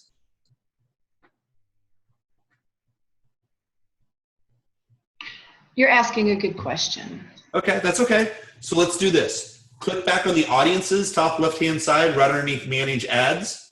Yep, click on that. All right. So it looks like what you have is living with the elderly, 7,400 people, frenemy. And That would be this one at the bottom. okay, those are for just people who, those are for people who went to the opt-in page, right? Okay. Oh yeah, that makes sense because I didn't know what I was doing. that's okay. That's It looks right. like it looks like you're doing fine. Yep, you just got to set up an ad for anybody who went to your opt-in but didn't opt in. That's it. Oh. I'll show you how to do that. Go to create ad. Top right hand side green button. Okay. I'll show you how to create it, and you can create it any other time that you want to. But it's going to pull up someday eventually. And for retargeting, you're going to click on website clicks. So send people to my website. Where is it? Right there. Yep. You can just go ahead and click on any link. It doesn't really matter for right now. Okay. Choose one of those below. Yep. We know you want more of these options. Yep. So then it's going to say, okay, what are we gonna target towards? Right? You want to track for here. You're going to track your leads, whatever your leads is. So That would be this one. okay. Hit continue. Okay. Okay. Now choose your custom audience. Go where it says browse underneath custom audience. Right there. See, these are all your people that you could set for retargeting. Okay. And then all you would do, right? So that's your opt-in. Perfect. Now what you do is you just change the age range.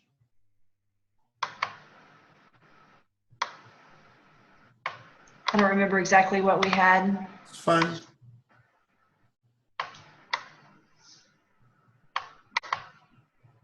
Okay. That's it. Oh, and are you targeting women? Yes. Okay, then that's it. That's it. That's it? That's it. That's retargeting.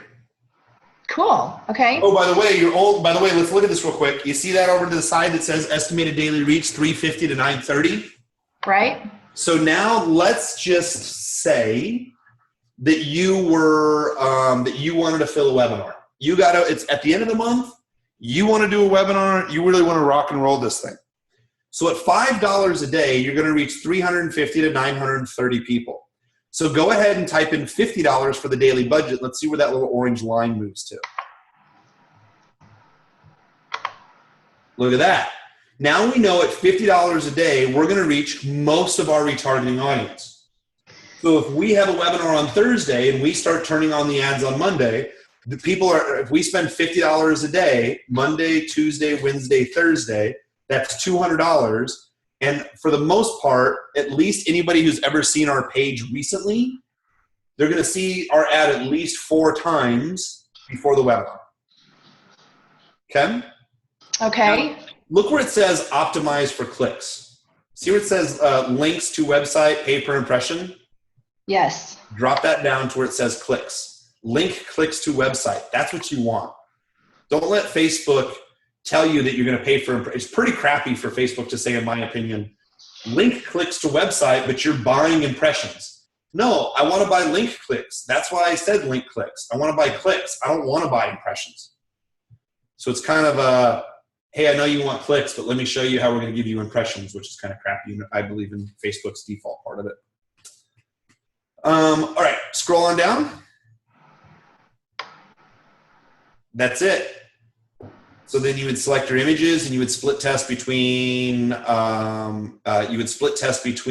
desktop, right-hand side, and mobile. So since I'm initially targeting mobile, should I stick with mobile for the retargeting?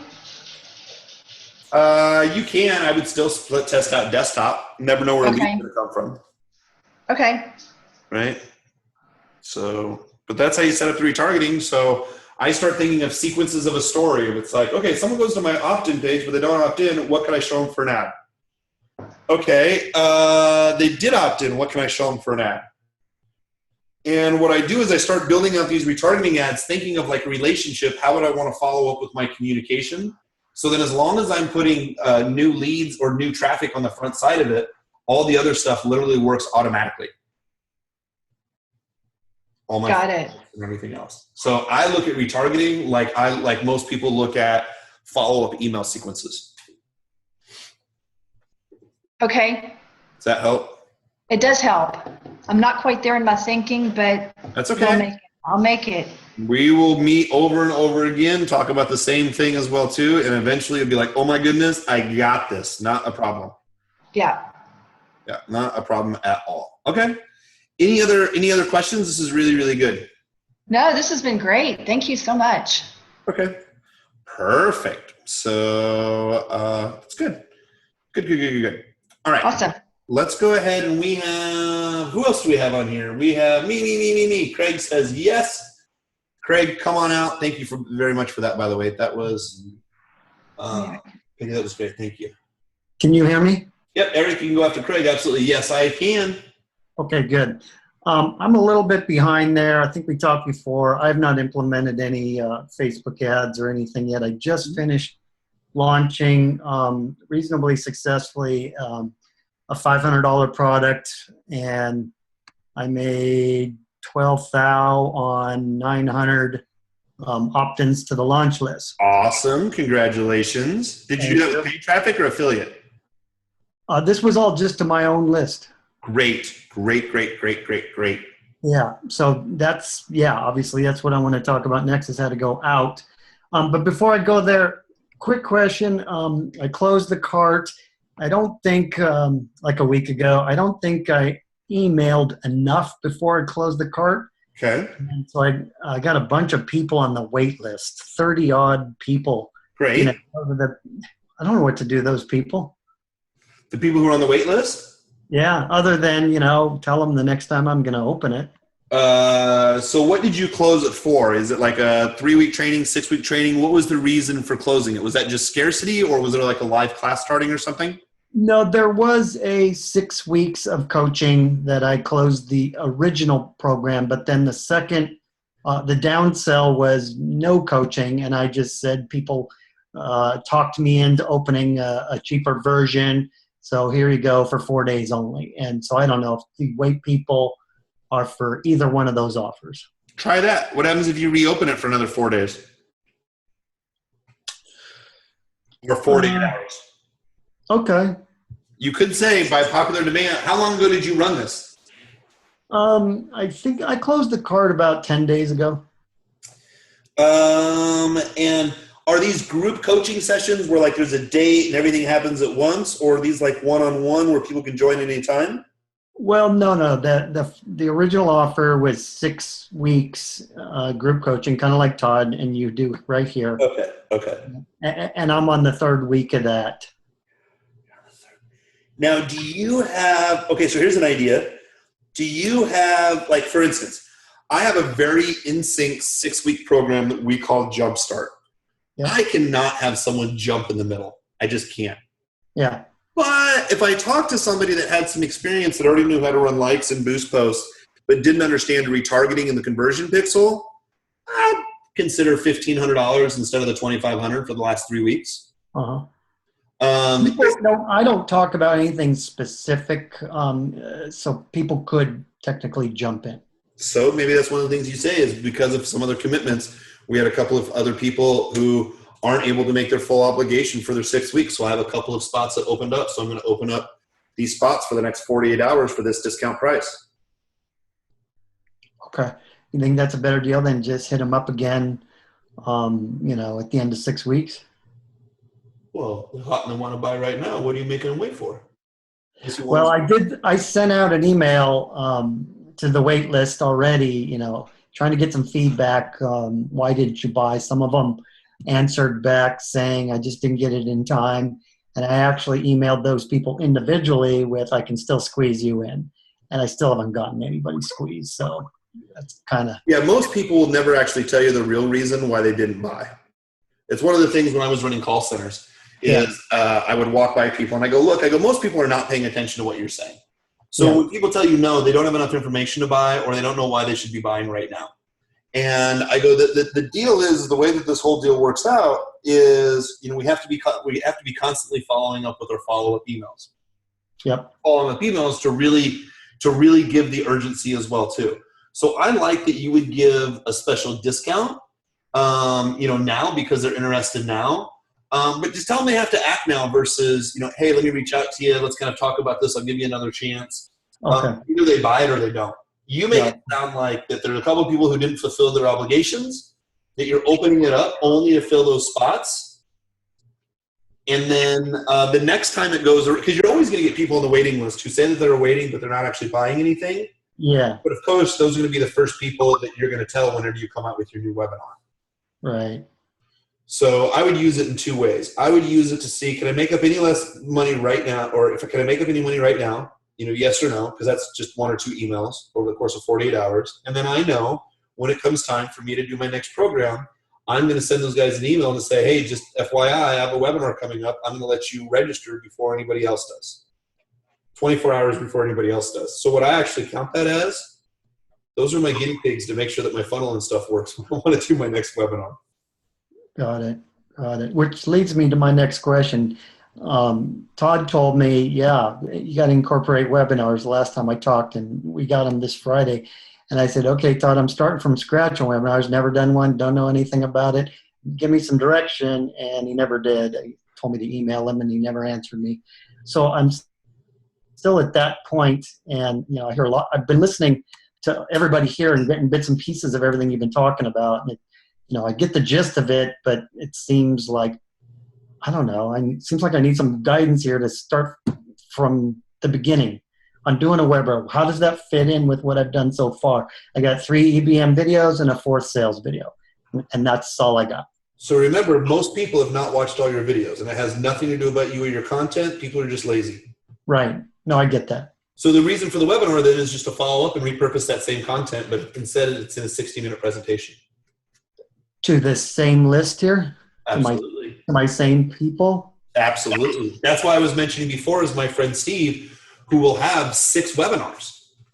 And they're literally the exact same. He just changes the title slide and the first 2 bullet points. Everything else is literally the exact same. And this is for the purpose of trying to continually get more sales out of the same list? Absolutely. Yep. Okay. And you'll have some churchgoers, meaning that they'll sit there in the pews and come to every one of your webinar and not buy. Okay. Yeah. And my friend Steve, he calls people out like that. He's like, look, if you've been on this webinar, if you've seen 2 or 3 of my webinars, what are you doing not taking action? You don't need more training. You require more action. Take action.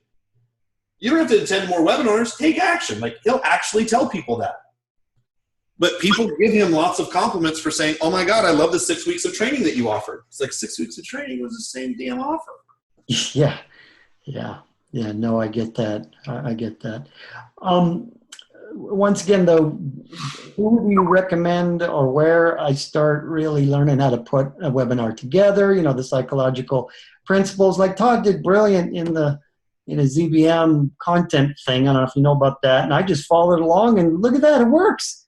So, I'm a creator, but when I follow smart marketing people, the stuff works. Something that works for webinars.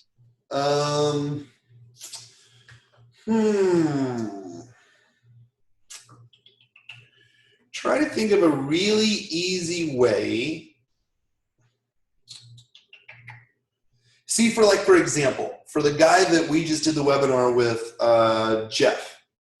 Jeff paid us $10,000, and we built out the follow-up email sequence. So the follow-up email sequence is someone, let me think about this for a second. Let me see if I can pull up in my history and show you what I showed my amazing neighbors here last night. Hang on, let me see if I can do this. Let me think about this. Let me think about this for a second. All right, there's two different things. Let me see if I can pull this up here real quick.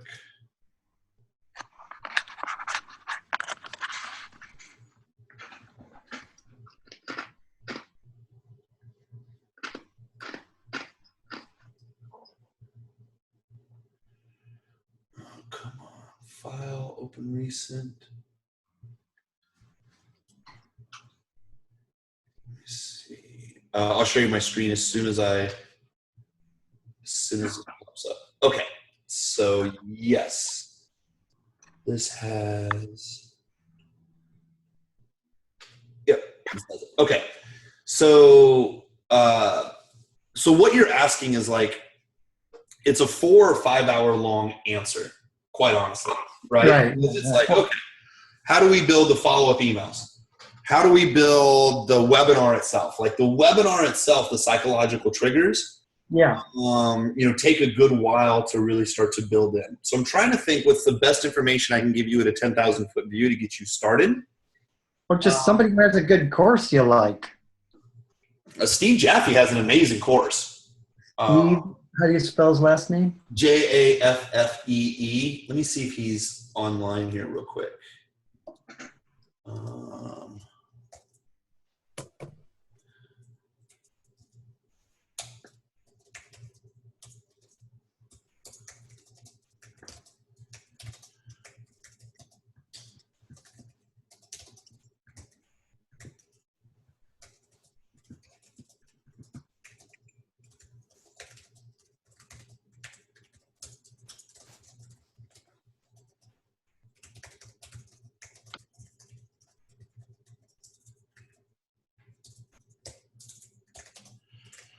If you wouldn't mind sending me an email to Kurt at Blackbox Social Media, Kurt at Blackbox Social Media. As soon as Steve replies back, I'll give you an introduction to him. Thank you. If he has a course or whatever, I don't know if it's $495 or $597, something like that. But it's definitely worth it. And he's the one that I've learned probably the most from in putting together the webinars. Like he applies it through a couple of other gurus. I just love the process, and he's not real well known. He hasn't run a bunch of paid traffic, which he could because his offer absolutely converts. The problem with Steve is he makes some money, gets a little lazy, makes some money, gets a little bit lazy. Or if he worked really, really hard, he could just really bust this whole thing out. But sometimes it's like, once you know how to make 30 grand a month, it's like, well, I make 30 grand. Like, what else do I have to do?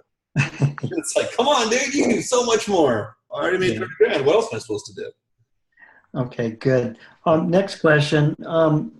So you're the Facebook traffic guy, and I've had in my mind, I'm not going to manage a Facebook ad campaign. I'm going to go find somebody who will do it at my level and hopefully build them up, as I grow. But I need to know the big picture here. And my thought was, I am just about to do a joint venture with a buddy of mine who's got a list of golfers. Okay. So we're going to try to replicate everything I did and tailor the whole thing to golfers. Okay. Well, I've been working with all kinds of athletes, golfers, and you name it. And there's a few others that seem to always come to me, like tennis, distance sports, cycling. And these are adult sports, and that's what my program is directed towards. Right. Well, talk to me about targeting specific sports like that if I were to jump into the Facebook ad thing. So have you ever heard of a website called Fuzzy Yellow Balls? Yeah. Yes, it is appropriate for adults, just to say that. Yeah. So Fuzzy Yellow Balls is owned by a guy named Will. What the hell is Will's last name? I can't remember off the top of my head. Is that the doubles guys? Yeah, well, they're part of what he does, and that's actually the trick I'm going to give you. So What the heck is Will's last name? I can't remember Will's last name.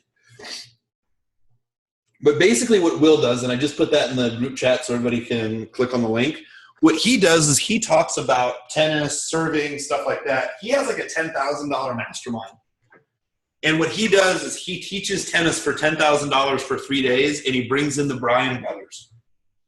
But people only play with them for like an hour or two, and it's cost him like 15 grand. But if he gets 10 people in at 10 grand, and he makes 100 grand, but has to spend 15 for the Bryan brothers, what the hell does he care? Right. I love the stuff that Will does. He's very smart.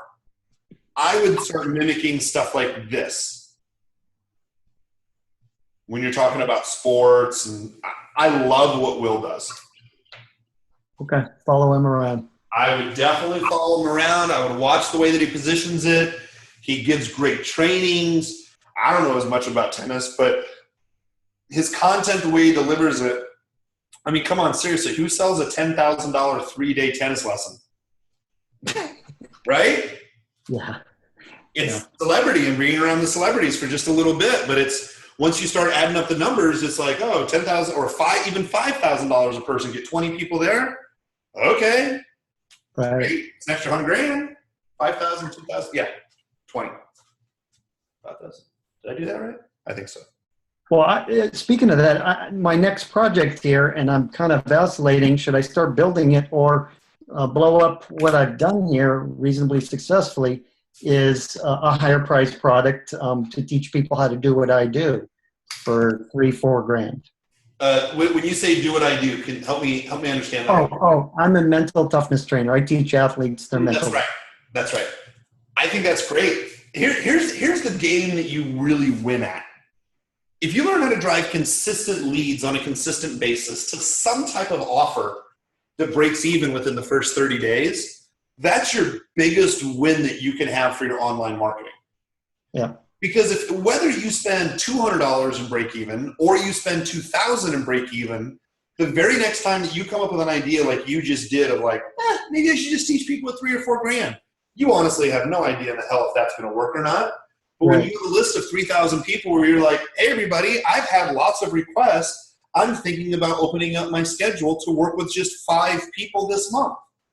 If you would like, apply here. You might not get any applications. You may get 10. But if you're running consistent leads, anytime that you have an idea, you're only 1 or 2 emails away from testing it to see if that idea works. I see. So I would figure out, how can I run consistent traffic, never turn off traffic? What is that front-end product that I at least start to make my advertising money dollars with? So as I'm a creator and I'm like, I want to do a webinar. Great. Let's say you learn for Steve for 6 weeks. You're still running leads. You're still piling leads. If you're running even 50 leads a day, 7 days a week, 350 leads, 350 leads times 4, let's just say 12, 13, 50. Yeah. That's right, 1350. So if you work with Steve for 6 weeks, you have 1,500 leads that are going to be ready for your webinar message. But if you work with Steve for 6 weeks and you're not driving traffic, now you have a great webinar idea, but nobody else to talk to about it. Yeah. Oh, I see. Okay. See what I mean? Because like I tell people all the time, I make a lot of damn mistakes, but I focus more on I always tell people, I focus more on production than I do on perfection.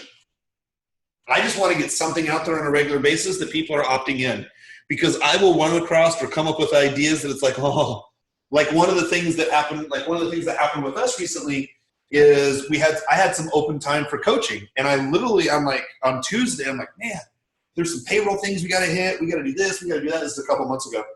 And I'm like, crap, what are we going to do? Well, we need to raise 25 grand.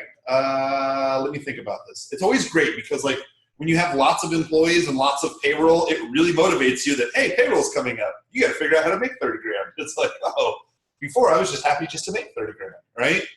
And what I did is I came back and I said, okay, let's do 3 programs. Let's do 1 program with me for 6 weeks. I'll do 6 weeks of support. I never do one-on-one programs. We'll do that for 3,500.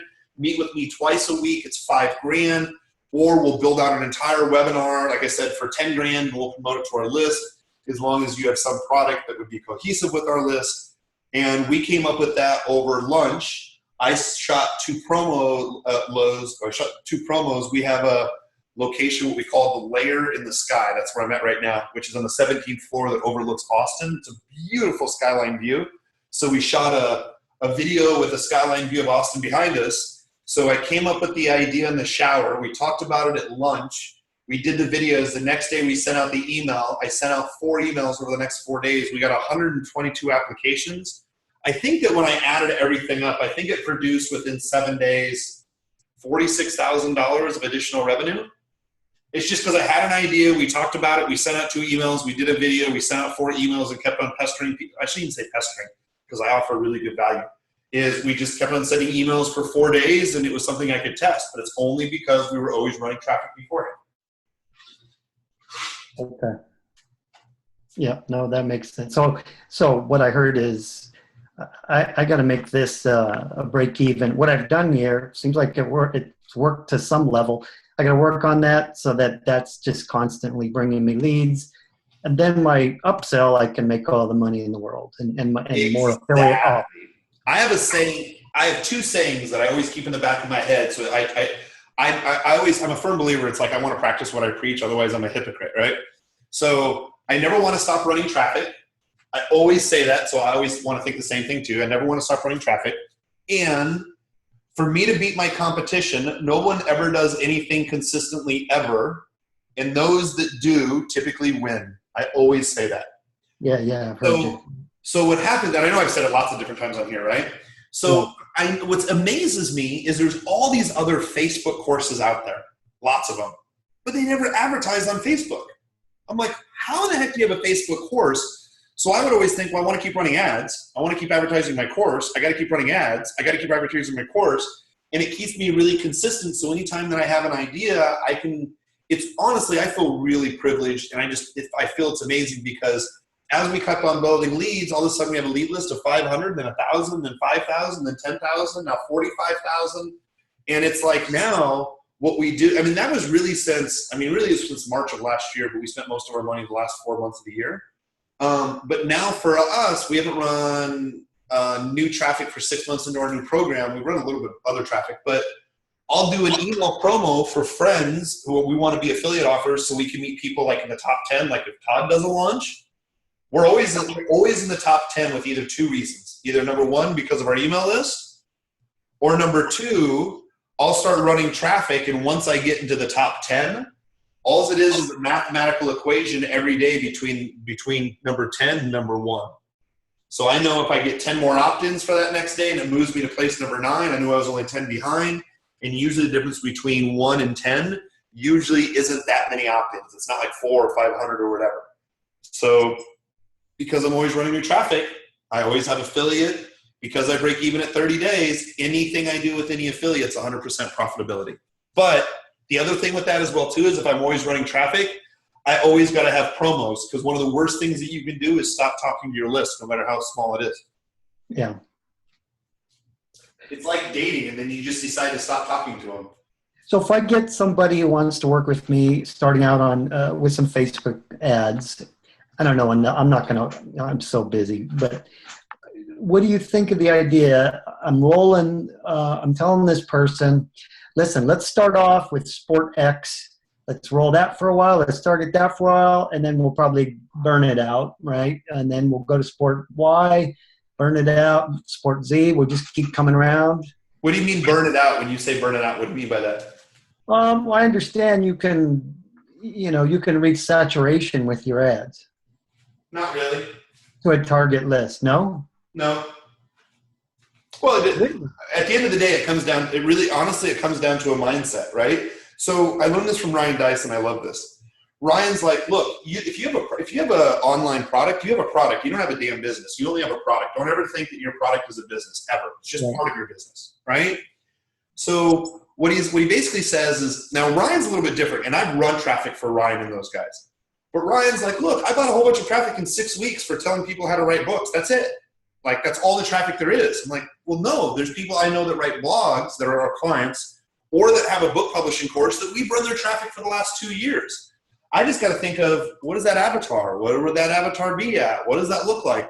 So it's not really burnt out unless you're spending a good $50,000, $100,000, $200,000 a month. Oh, really? Oh, okay. Oh, yeah, there's so much traffic out there. Because if you take fuzzy yellow balls for tennis, if you look up just tennis players, you're going to have like 20 million people you can advertise to. On Facebook? Absolutely. Okay. Now, if you want to advertise to tennis players that are 35 to 55 that are 10 minutes within a 10-mile radius of your house, yeah, then you're going to reach a saturation locally. I see. Actually, no way. And what ends up happening is when I talk about saturation, I say, no, there's not really a saturation, is let's say Fuzzy Yellow Balls has been around 5 or 6 years, right? Yeah. And all it is like, for me, I'm running in opt-ins into Social Media Ad Genius. It was our first program, Social Media Ad Genius 1.0, I should say. Our first program was Social Media in 7 minutes. But as we're selling those, people are like, man, I wish if you did this, or man, I wish you had this group coaching, or man, I wish you had that product led into other products. I'm still targeting that same market, but now the next product we're going to have is how do we diversify off of Facebook? That's still the same audience that we got from marketing our Facebook course. Same people. So I could scale traffic. So a lot of times what you find is you come out with your first product and your company's really around, let's just say, it's all around the mental aspect of sports, right? Yep. You could do a theme, like I mentioned before. The theme this month is we're really going to talk about football. The theme this month we're going to talk about, you could do that in themes, but I could see you run just your niche of tennis and mental toughness in tennis. That could be a whole other niche for you. But if you're talking about mental toughness in tennis and you market to tennis people, now they're inside your list. But if you start talking about mental toughness in sports, that's more general. You could send to lots of different lists for that. You could have one's a tennis list, one's a football list. But when you're talking about mental toughness in sports, you could send that email or that webinar to both lists simultaneously. Yep. No, I can tag everybody and I segment everybody in Infusion. So. Yeah, so I don't think you would burn it out. I think you would find other opportunities for people to buy different products that you would create in their niche for. You may find out that you love of people who play football over the people who love tennis. And Right. that you may find that they like to do a group coaching to help them before they get started for the season, that you're like, I love this. I make more money. I want this to be my niche. Yeah. I don't think you would burn it out unless you let up ads, spend a whole bunch of money, and then move to the next one. I think your product would evolve. Okay. All right. Very cool. Yeah, it's very interesting because I do talk to some people and they're like, even some gurus, they're like, well, I'm going to saturate traffic after 6 months. And I'm like, that's interesting because I've had clients where we've run the same traffic for 3 years. Okay. Good. Right? Good. Blogging. Then it's just a matter of me finding what area converts best. What happens is let's say you start targeting tennis people, right? Yeah. And let's say that's what your mental, that's just one of the things that you sell for, to give people a mental edge. So what ends up happening is you could be selling that for, 30, 60, 90 days as a front end product. Yeah. Those people start telling you the other things that they want, or these are other programs that you can design. And all of a sudden what starts to happen 6 months later, you're like, oh yeah, that's my front lead-in product for $57. But then I have a group coaching. I have 4 different types of group coaching. I have a Facebook support group. And then I think that makes it interesting if you want to go to another friend at JV and say, hey, if you fund the time and the effort, I'll give you the blueprint so we can duplicate this exact same thing for football, or we can duplicate this exact same thing for golf or whatever you want to do. Yeah. Wow. Very cool. All right. Thank you very much. I got to go. I actually have to teach my next coaching course in 3. That is awesome. Great questions, by the way. Thank you so much for bringing those up. Really appreciate that. Thank you for your help. Absolutely. You have a great night. All right. Okay. Eric, are you still on here, buddy? Yes. Can you hear me? I can hear you great. Do you want to take control of the screen? Sure. I'm a Facebook ad newbie, so I just Awesome. yeah, actually a few years ago I did run a few ads, but it's been a while, and I just did a small test last week actually. Awesome. And how did it go? I'll let you decide. Again, yeah. So I guess let's do I'm new to Zoom as well. So just click on the share screen and Let's see here.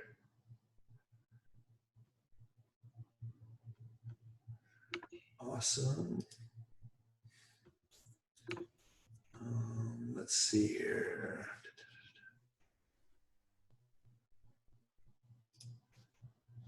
So start. Okay, now I got your whole screen.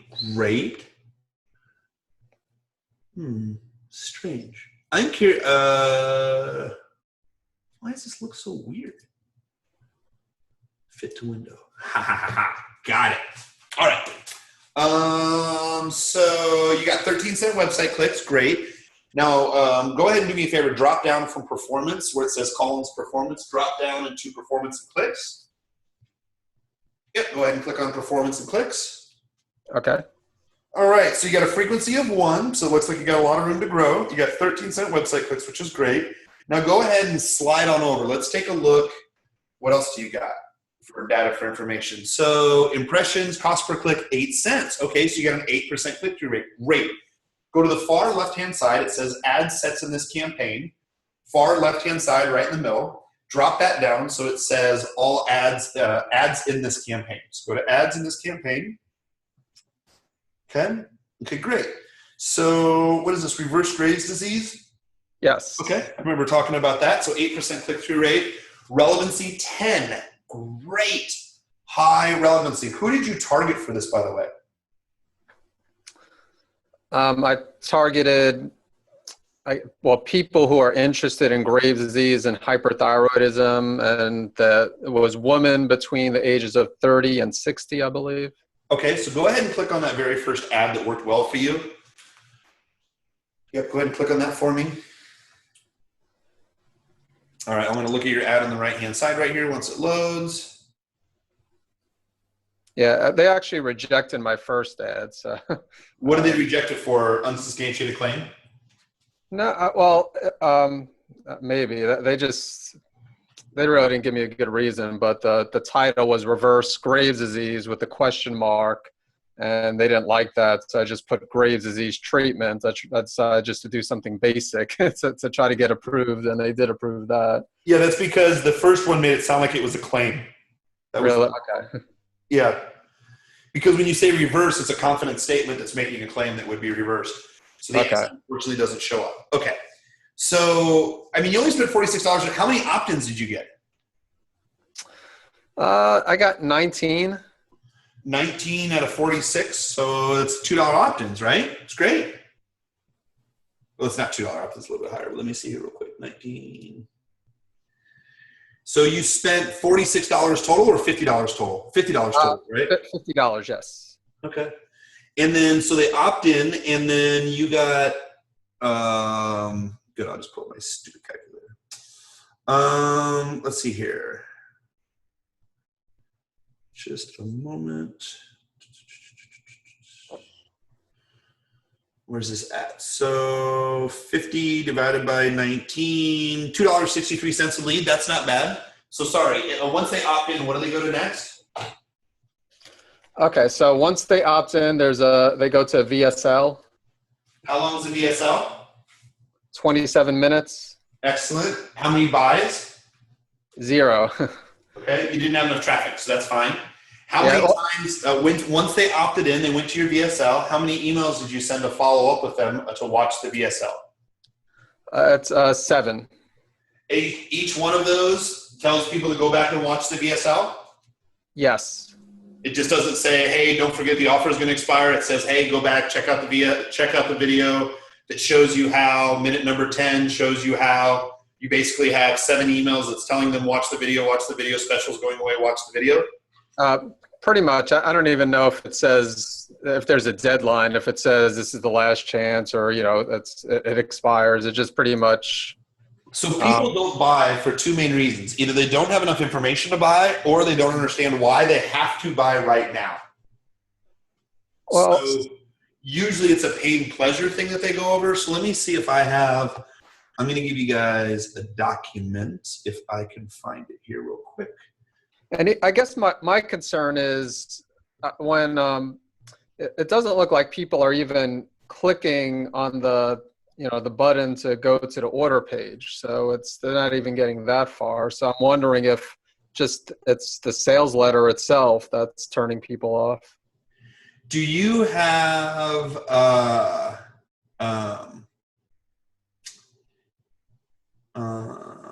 let's see here.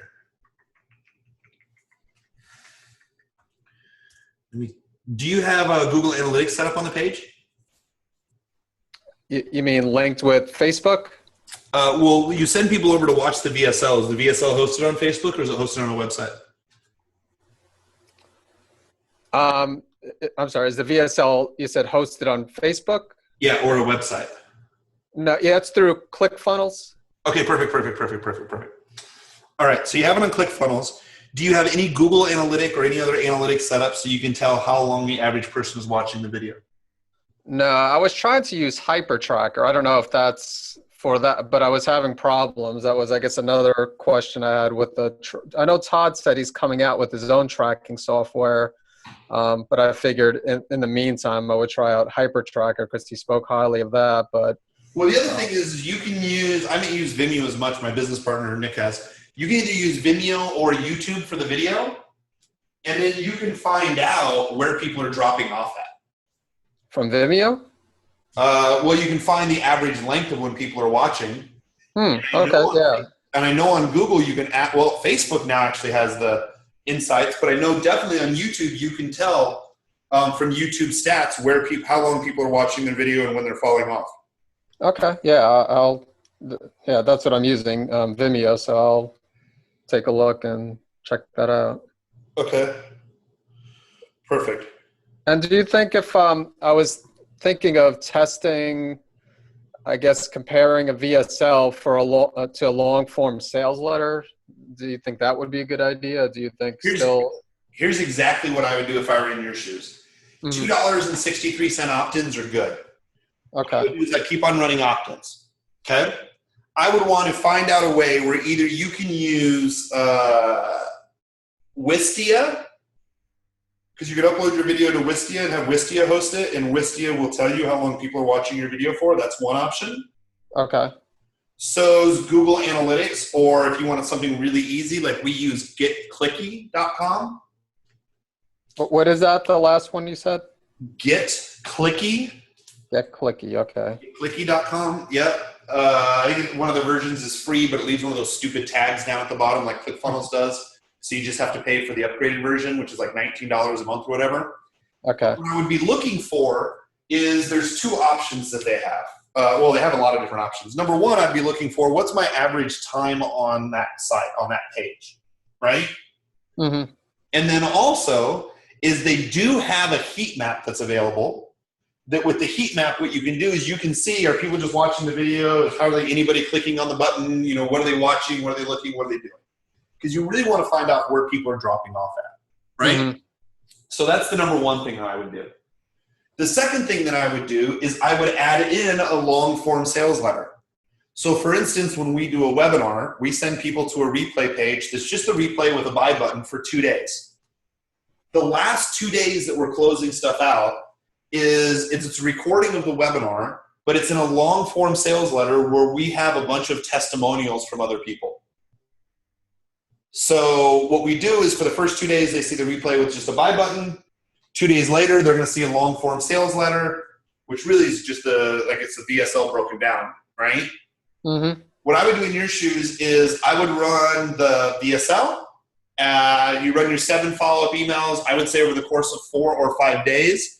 And you really got to stress to, actually, this is the point I wanted to get.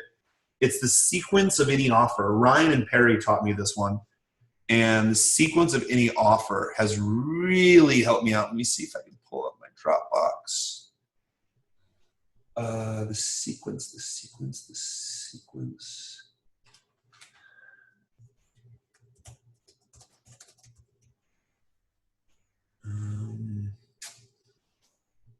Let's see here. Just a second. Actually, I sent this to someone here recently. Let's see if it's in here.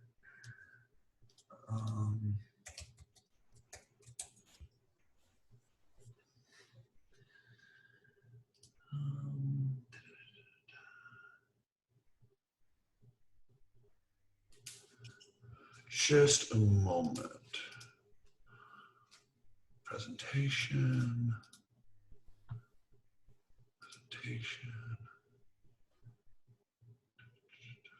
Looking for the sequence of any offer. Dang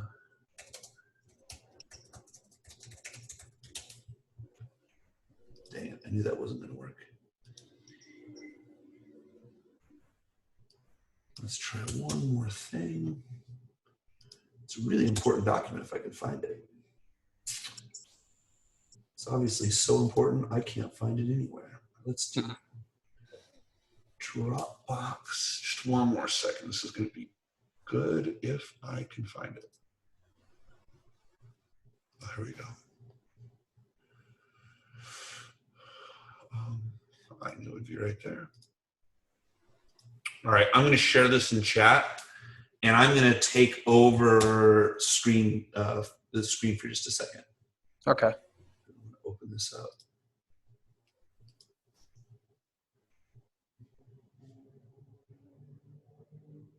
Whoa.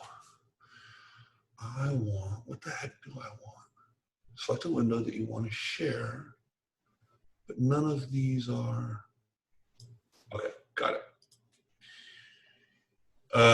Do you see sequence of my offer on the screen, or what do you see on your screen? Yeah, I see the email. Hi there, please click this URL. That is not the right one. Okay. Okay. So that is desktop. So weird. Now you should see attention. Yes. Okay. So I'll go through this really quick.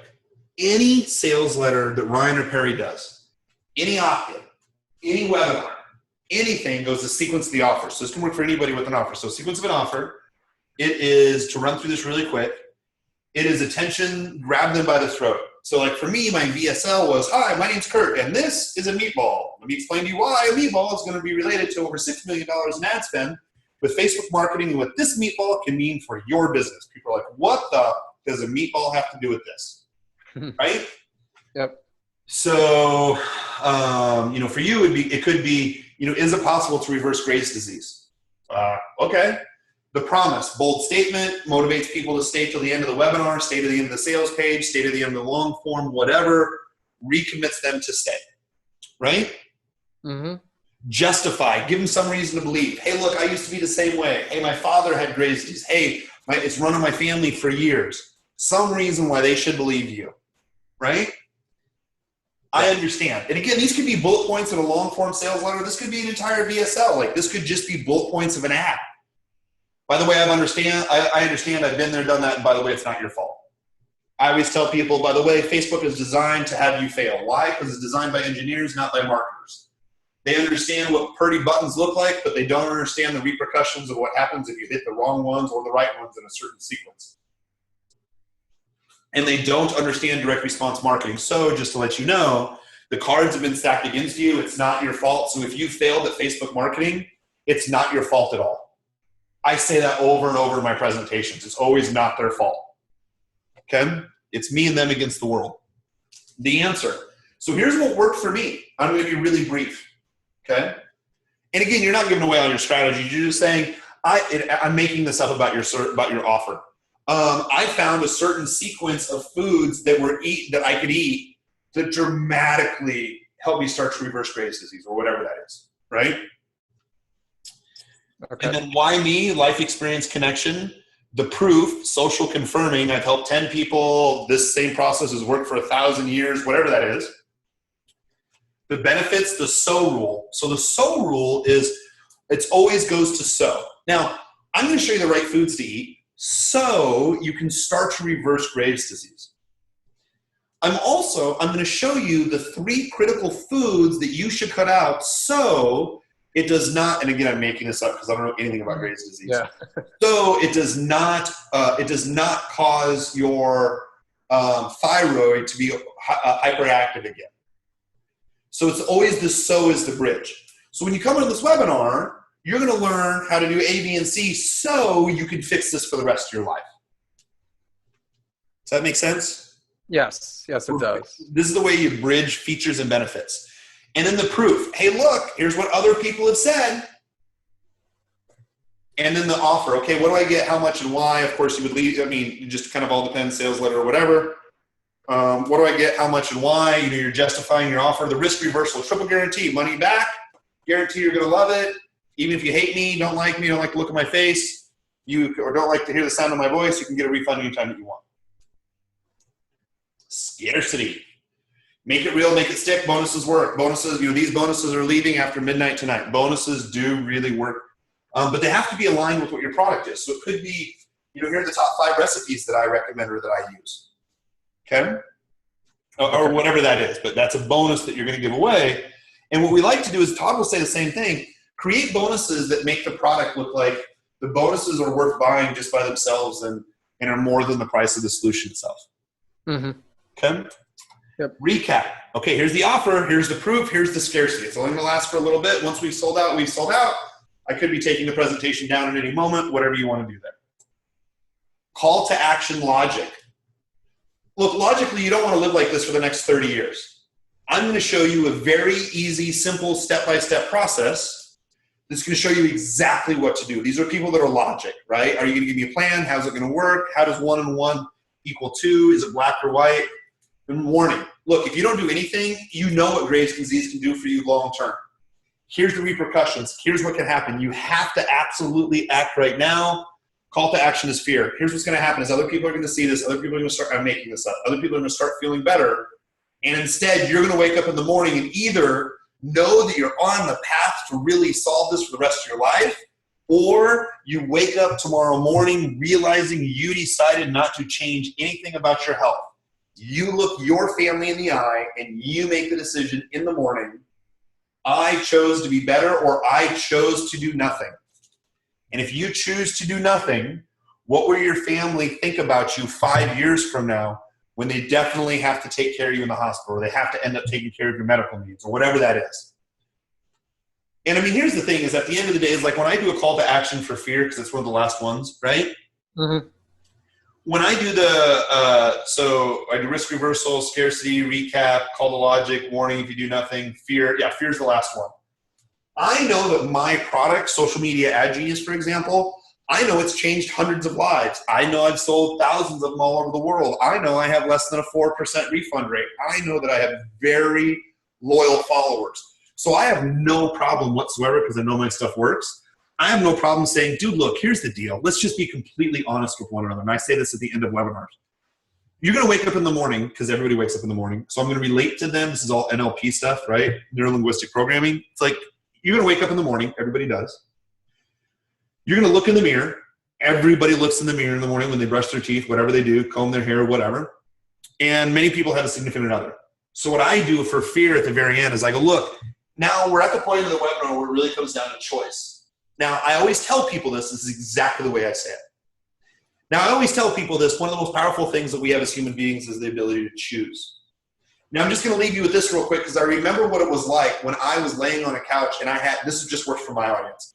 And I had no money whatsoever, but I chose to accept additional coaching. And I chose a different path in life where right now, when I look back and connect those dots, I would have never known where it was going to get me, but I committed to the process. But here's the thing. When you wake up tomorrow morning and you look at yourself in the mirror, because everybody does it, you're going to look in the mirror and say, you know what? I made a decision to choose, and my life's going to be different. My life is now going to be filled with, I know how to drive leads. I know how to get sales. I know how to turn on traffic. I know how to make my own offers. I never have to be worried about money again because I know how to create my own money. And you can confidently look yourself in the mirror and say that. Or the best part is, honestly, looking at your significant other, telling them that you chose the ability to change and that you're on your path to changing right now. Or you don't. And you choose that nothing happens. That's it. You don't participate in anything else that we talked about. You choose to be the same. But when you look at yourself in the mirror or your significant other in the morning, at least you know that you had the ability to choose to make a difference, or you chose to stay where you're at right now. It's all a choice. Oh my God, I see sales pick up right now. But I know if people use my stuff, it'll change their life. So I have no problem really hitting that emotional chord. So if you're very confident in your solution, don't have any problem hitting that chord, because at the end of the day, I want people to buy, whether I have to scream at them, yell at them, get them to buy, be nice to them. I know if they just apply it, it'll change their life. So I know sometimes it just takes a little convincing to get them across the line. I can care less about the $297 more than I care about the story of changing their life. But I can't change their life unless they pull out their credit card for $297. Mm-hmm. So when you hit fear, I really hit that chord on fear. for people not changing. Because come on, they clicked on your ad, they're watching your damn VSL, they've been reading your emails.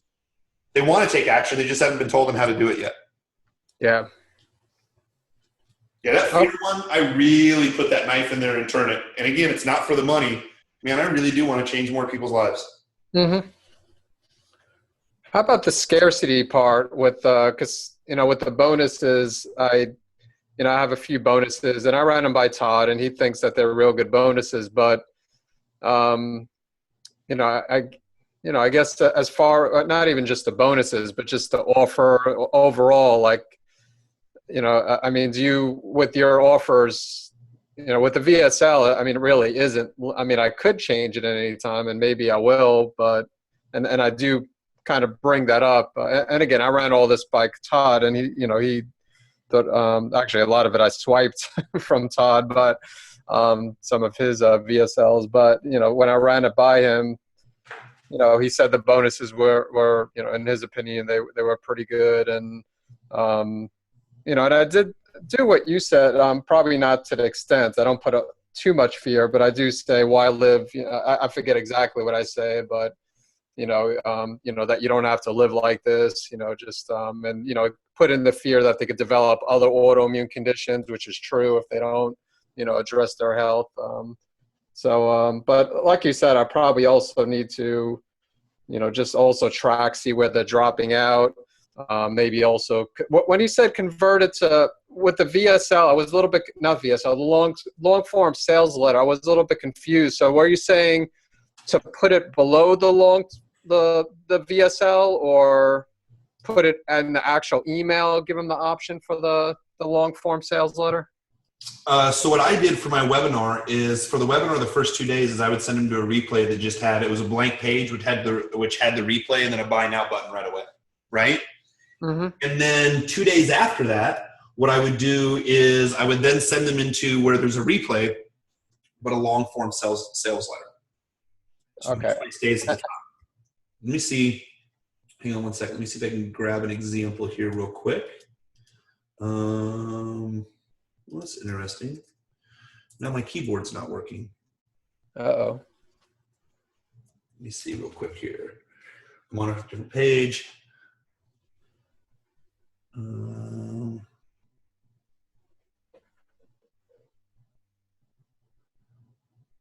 Let's see here. Why is this not pulling up?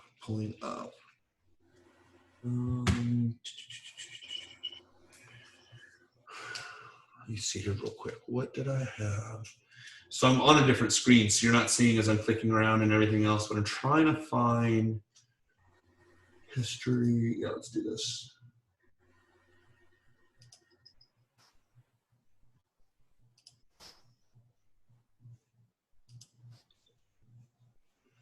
Good thing this history button thing really works really well.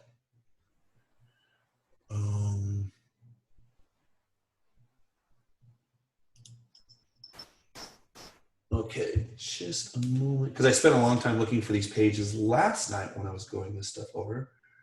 So, lead pages, thank you. Whoops, that is not what I wanted.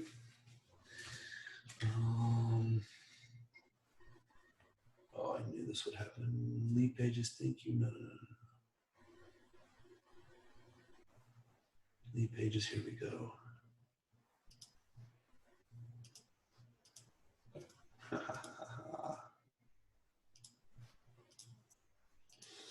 All right, let's see which one pulls up for me, and then I'll slide it on over. So for people who are curious, just as an FYI. All right. Welcome to Discovering Google AdWords. Whoops, hang on one second. Wait, before we get started, Where in the heck is this one at? make sure that you save the date. So that was a top ground. Yep.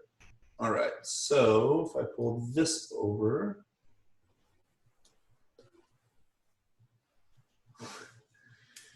All right, so that's the opt-in that I almost always use for when I do my webinars. It's always seemed to convert the best. I put 2 friendly pictures in there, the dates, some bullet points.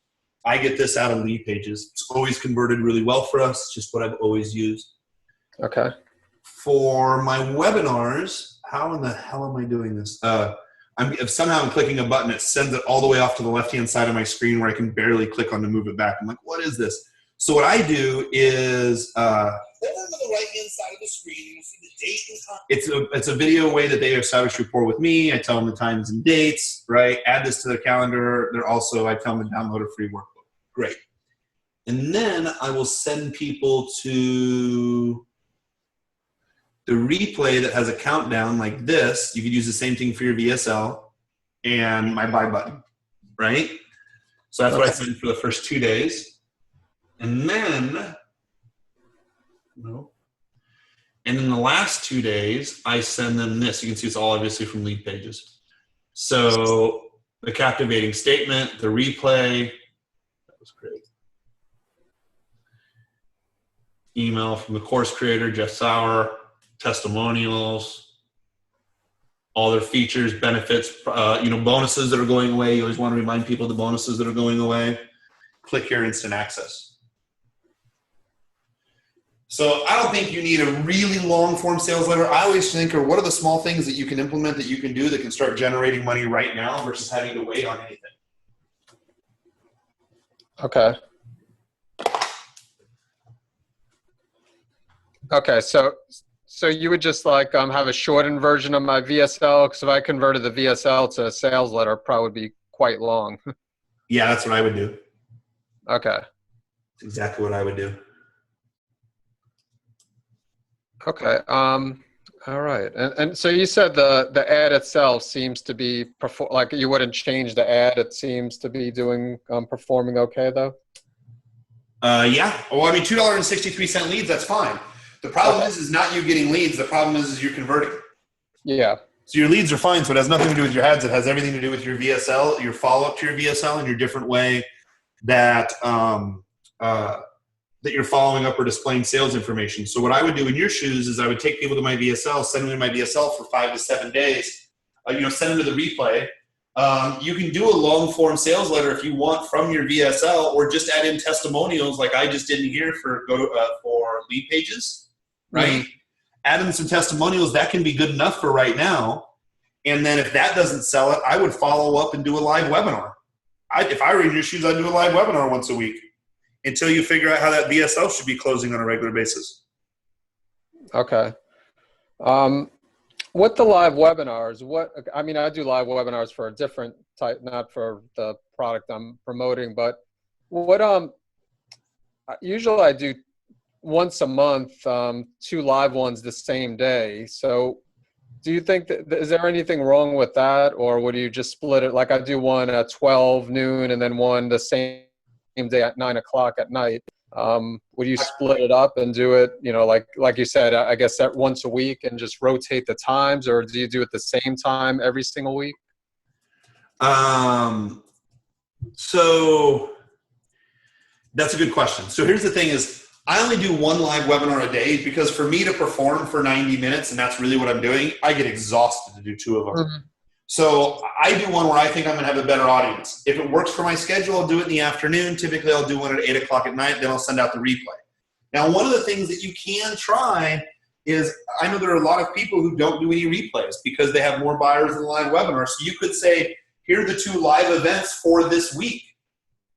There are no replays. Okay. So if you're going to do a replay, I'd only do 1 webinar, in my opinion. You can do 2. Because it helps because you're closing on it. But anytime you give people options, they're either going to say no, and a confused mind typically does nothing. So what I do is I tell people, look, do exactly as I say. Show up to this webinar. There's probably not going to be a recording. And sometimes there is. Mm-hmm. But here's the other thing is, if you're already doing 2 live webinars a month and that's working for you, then you should email your entire list every time that you do that webinar. Or every time you do those webinars? Yeah, I do. No, I don't do. I probably should be email. I usually send out an email Monday, Tuesday, and Thursday. But from what you were communicating earlier, you said to start on on Sunday, if doing a Thursday webinar, and then email them every single day. Correct? Yep, email them every single day. And the other thing that you're going to do, and let's see here.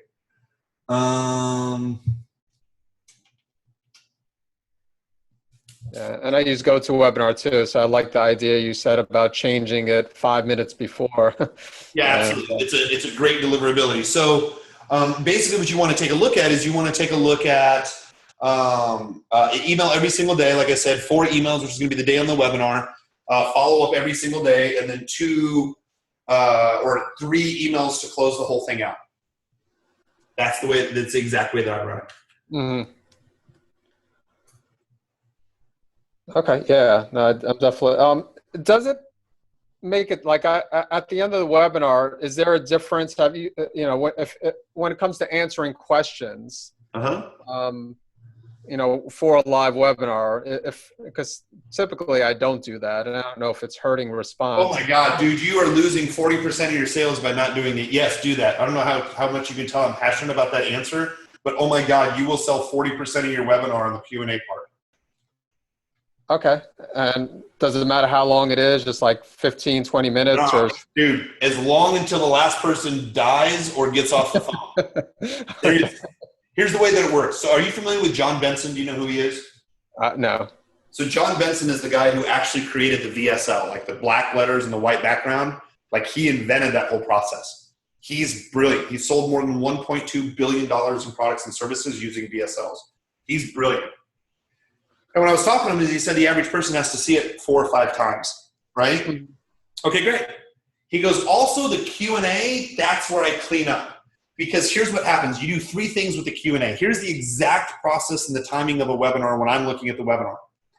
Within the first 7 minutes, I'm doing an introduction. Here's who I am. Turn off your phones. Pay attention. This is pretty important. And then within the first 15 minutes, I'm giving people why they should stay on till the end of the webinar, bullet points of what they're going to learn, what I'm about to cover. From the 15-minute mark all the way to the 45-minute mark, I am training. But it is super important that I am training on concepts and beliefs that it is possible. I am not training, click this button, go here, eat this specific food. I am giving people the understanding and the option of what the understanding is, not how to do it, right? Which is interesting is people don't buy trainings, they buy possibilities.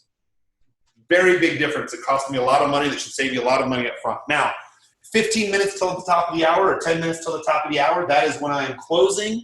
I'm going through my whole speech of choices. I'm rocking and rolling the last 10, 15 minutes. I'm closing stuff out. Top of the hour hits, it is Q&A time. Now I tell people, okay, I'm going to answer your most frequently asked questions. Go ahead and type in your questions. While you're typing in your questions, I'm going to address the top 10 most frequently asked questions. Now this is really important. 2 things. Number 1, these are your most common objections. So I will say, okay, you guys, my most common questions, I'm going to go ahead and get these started. You guys go ahead and start typing in. Hell, I might even have 30 questions. I don't care. I'm going to go through my top 10 questions. Kurt, I don't have a budget. Where am I going to start at? You know what? That's a great point. A lot of people ask me that same question. So if you don't have a budget, you shouldn't get into paid advertising. You shouldn't get into marketing. You shouldn't own a business. You should quit right now. Seriously. If you don't have a budget to invest in yourself and invest in the ads, there's not much that I can do for you. There's really not. Now, if we're smart about it, we can set up a budget for even $10 a day. And what our goal is going to be is to make that money back by the end of the month. So at $10 a day, it's a $300 a month budget. So that means I got to create a product or have something to sell for $297. So now I'm starting to go and I'm addressing that objection. Another frequently asked question.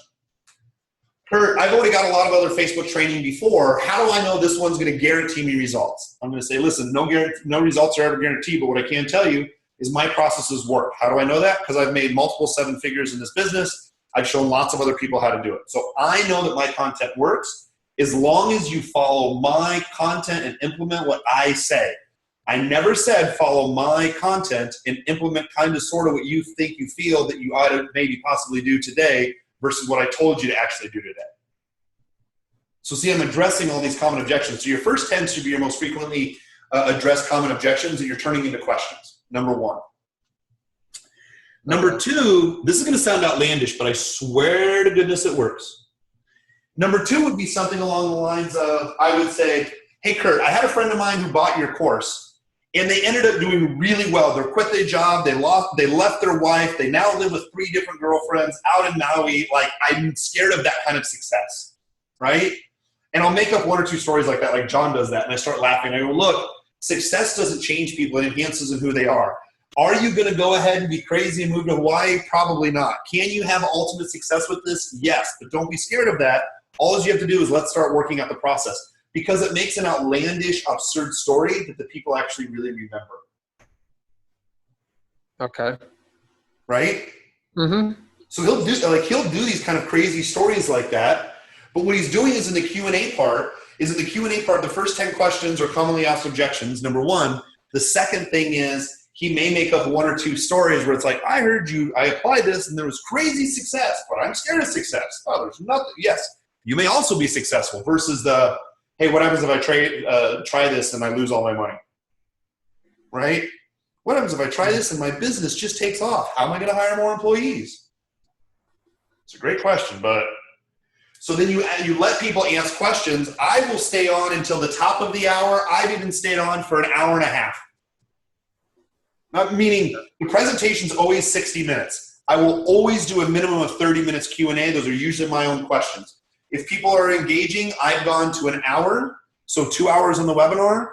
I've also gone for an hour and a half of just answering questions. There was 100 people in the webinar, then there's 50, 40. If I still have 30 people who are listening to me 2.5 hours in, there's one or two things that they're waiting for me to say before they buy. Otherwise, they wouldn't still be there. Or they just left their computer on and walked away. Mm-hmm. Okay.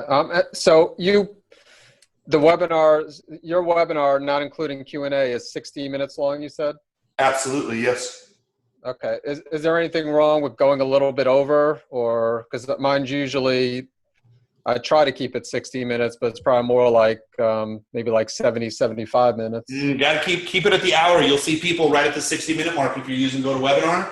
Right at the 60-minute mark, you'll start seeing a bunch of people drop off.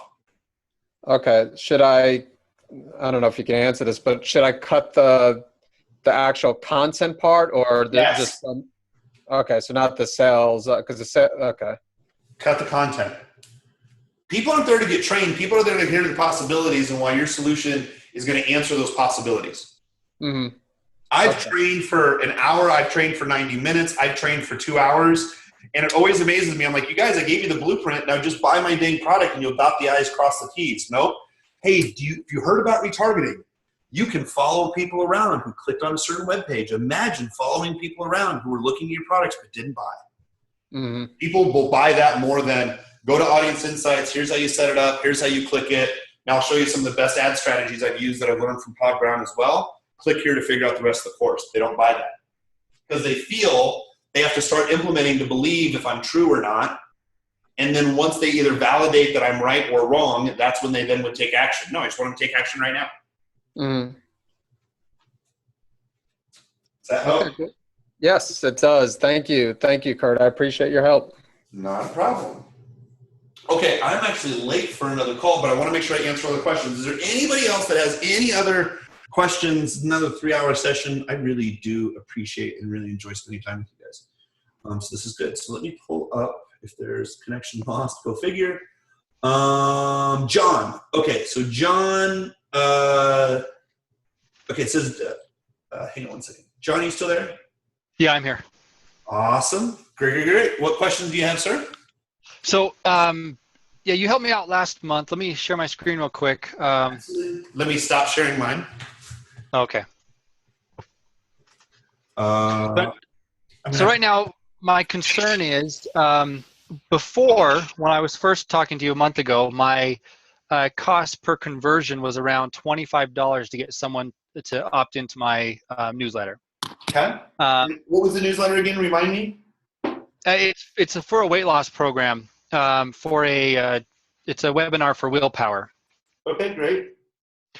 So it was around $25 to get someone to opt in. So I've made some changes, got the cost down quite a bit. Now I'm right around $8 per conversion. So I'm still trying to get that down if I can. I don't know if you can see my screen or not. Yes, I can see your screen. Okay. So I'm just trying to figure out what I need to do now to get that cost down. I did have it down to about $6, but then I made a big mistake and I went and instead of creating a separate ad to test, I went and edited the original one and didn't create a second one. So it took my cost up again. So I just recreated the other one to see if I can get it back down to $6. So the phone line's cutting out, which is kind of weird for right now, but I can make out what you're saying. So let me think about this for just a second. So are you split testing between mobile, right-hand side, and desktop? Yeah, I did all of that, and mobile mobile killed everything. So I basically just been sticking with mobile for now. Cheap opt-ins. Sorry, was mobile cheap clicks or cheap opt-ins? Cheap click and cheap opt-ins. It was cheaper for everything.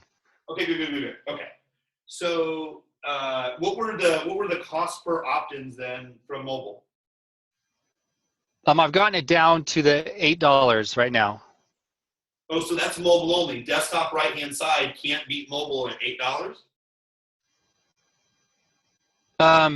I haven't gotten it. So I've tested some other ones, and they were all around $12.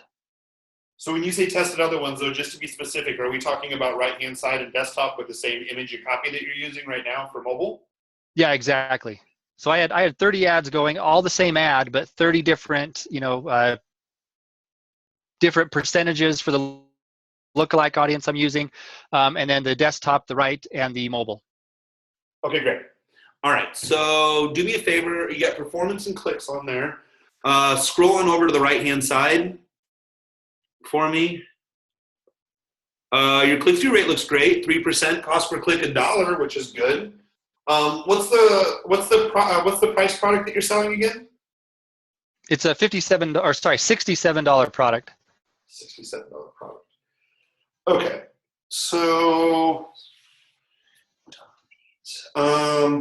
how big is your market that you're targeting, right? And so the lookalike 3%. Okay, so who's your ideal avatar? I think the lookalike audience may not be the best for you right now. How many total opt-ins have you got to produce that lookalike audience? It was about 1,500. 1,500 opt-ins? Yeah. Okay, great. So I guess your lookalike would work well. Okay, so that's good.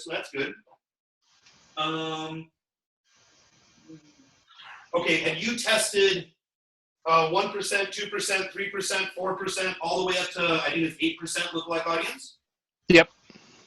So you tested So all I tested 1 through 10, and 3% did the best.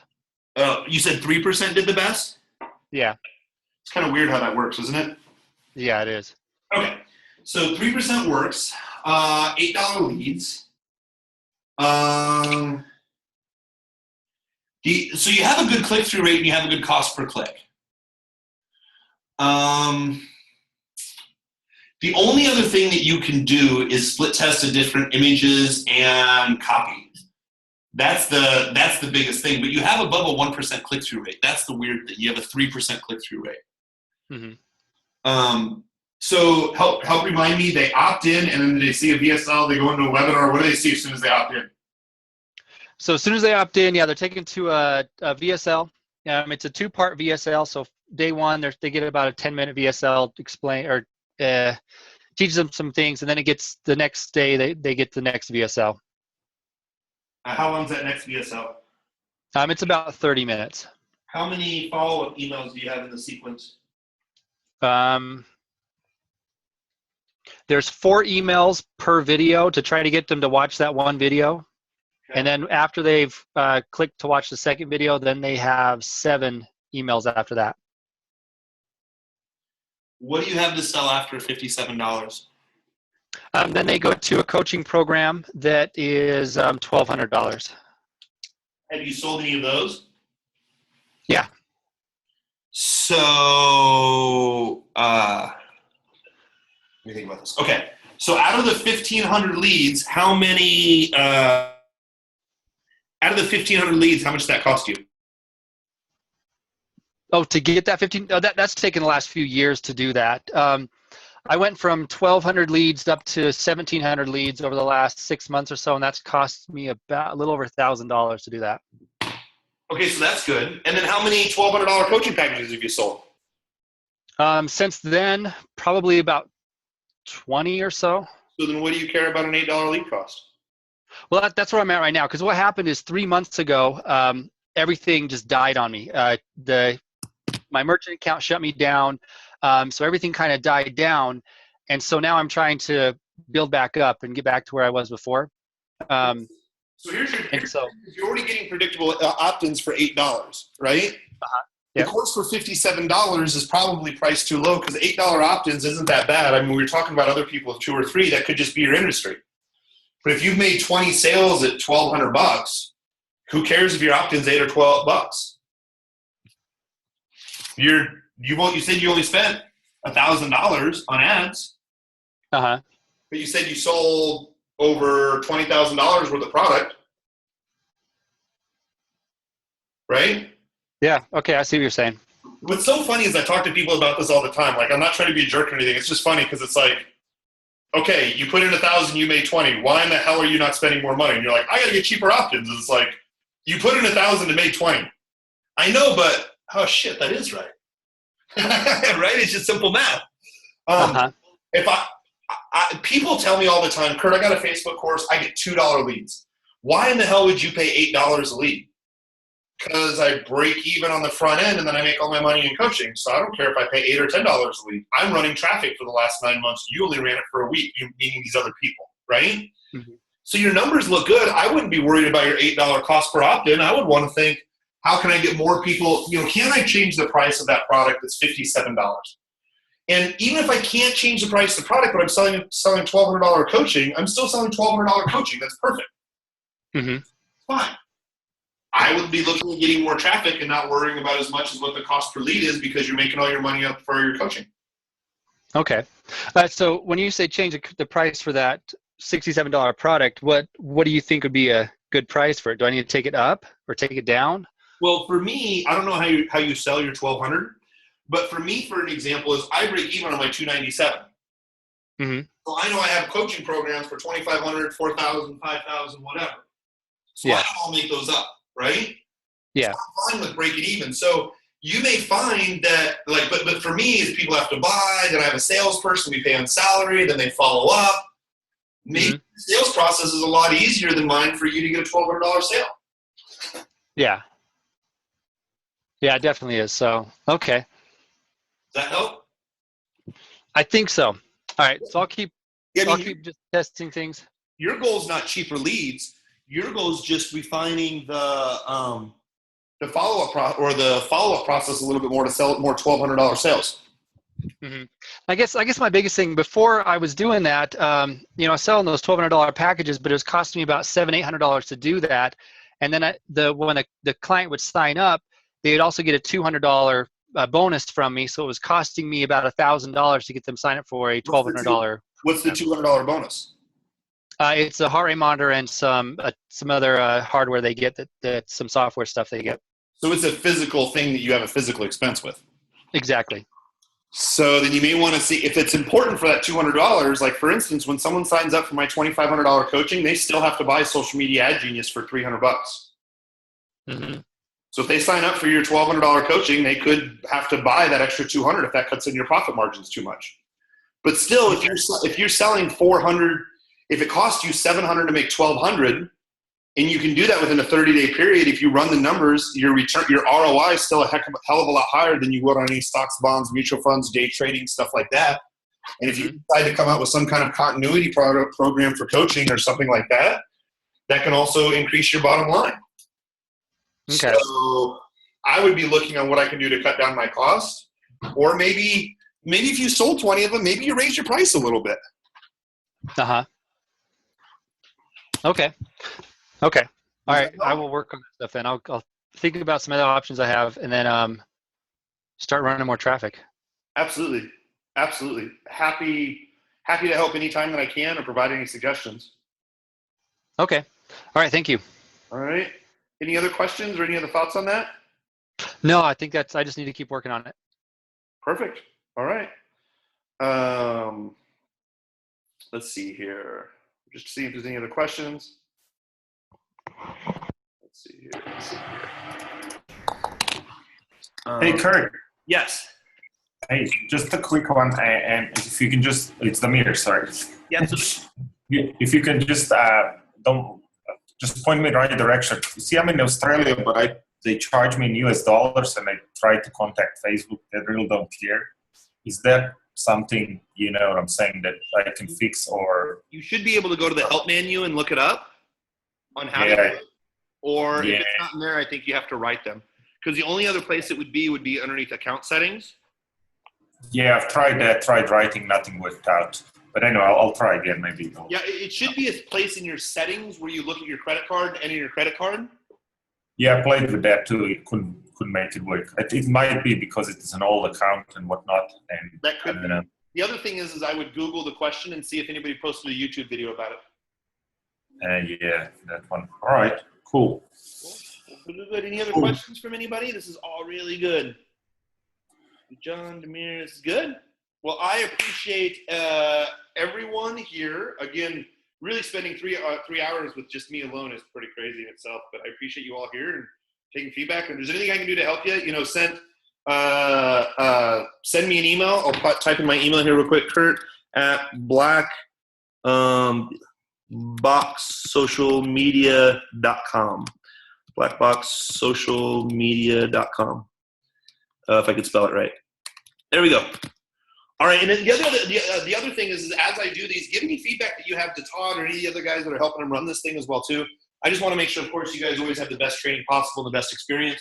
So any other kind of feedback, positive, negative, whatever, that can always help as well. So I got to run here real quick. Believe it or not, actually, in my apartment that I'm in, or what I call the layer in the sky, there's a residence bar upstairs. And they only serve free, they don't have their liquor license, so they serve free beer and wine until 8:30. It's a great way to meet my neighbors. So I'm like, free beer, free wine, I will be there in 10 minutes because that's all we have left to drink. So other than that, I appreciate every single one of you. Let me know if you guys have any other questions or anything else. Thanks again, you guys. Have a great day.